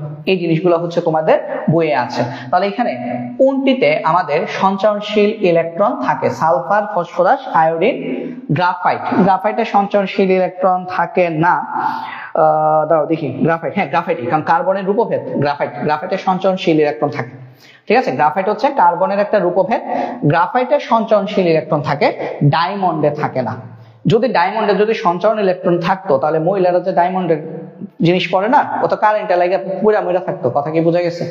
মানে আমরা এইভাবে মনে রাখবো যে গ্রাফাইট, গ্রাফাইট এটাও একটা কার্বনের রূপভেদ, আবার ডায়মন্ডও কি কার্বনের একটা রূপভেদ। তাহলে গ্রাফাইট, গ্রাফাইট, গ্রাফাইটে সঞ্চরণশীল ইলেকট্রন থাকে, গ্রাফাইটে সঞ্চরণশীল ইলেকট্রন থাকে, সঞ্চরণশীল, সঞ্চরণশীল, সঞ্চরণশীল ইলেকট্রন থাকে,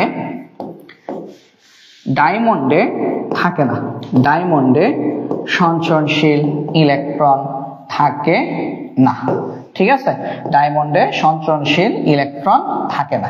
যদিও গ্রাফাইট এবং ডায়মন্ড দুইজনই হচ্ছে কার্বন, কার্বনের রূপভেদ, মানে দুইজনই কার্বন থেকে প্রাপ্ত, হ্যাঁ, কার্বনের রূপভেদ হওয়া সত্ত্বেও গ্রাফাইটে সঞ্চরণশীল ইলেকট্রন থাকে, ডায়মন্ডে সঞ্চরণশীল ইলেকট্রন থাকে না।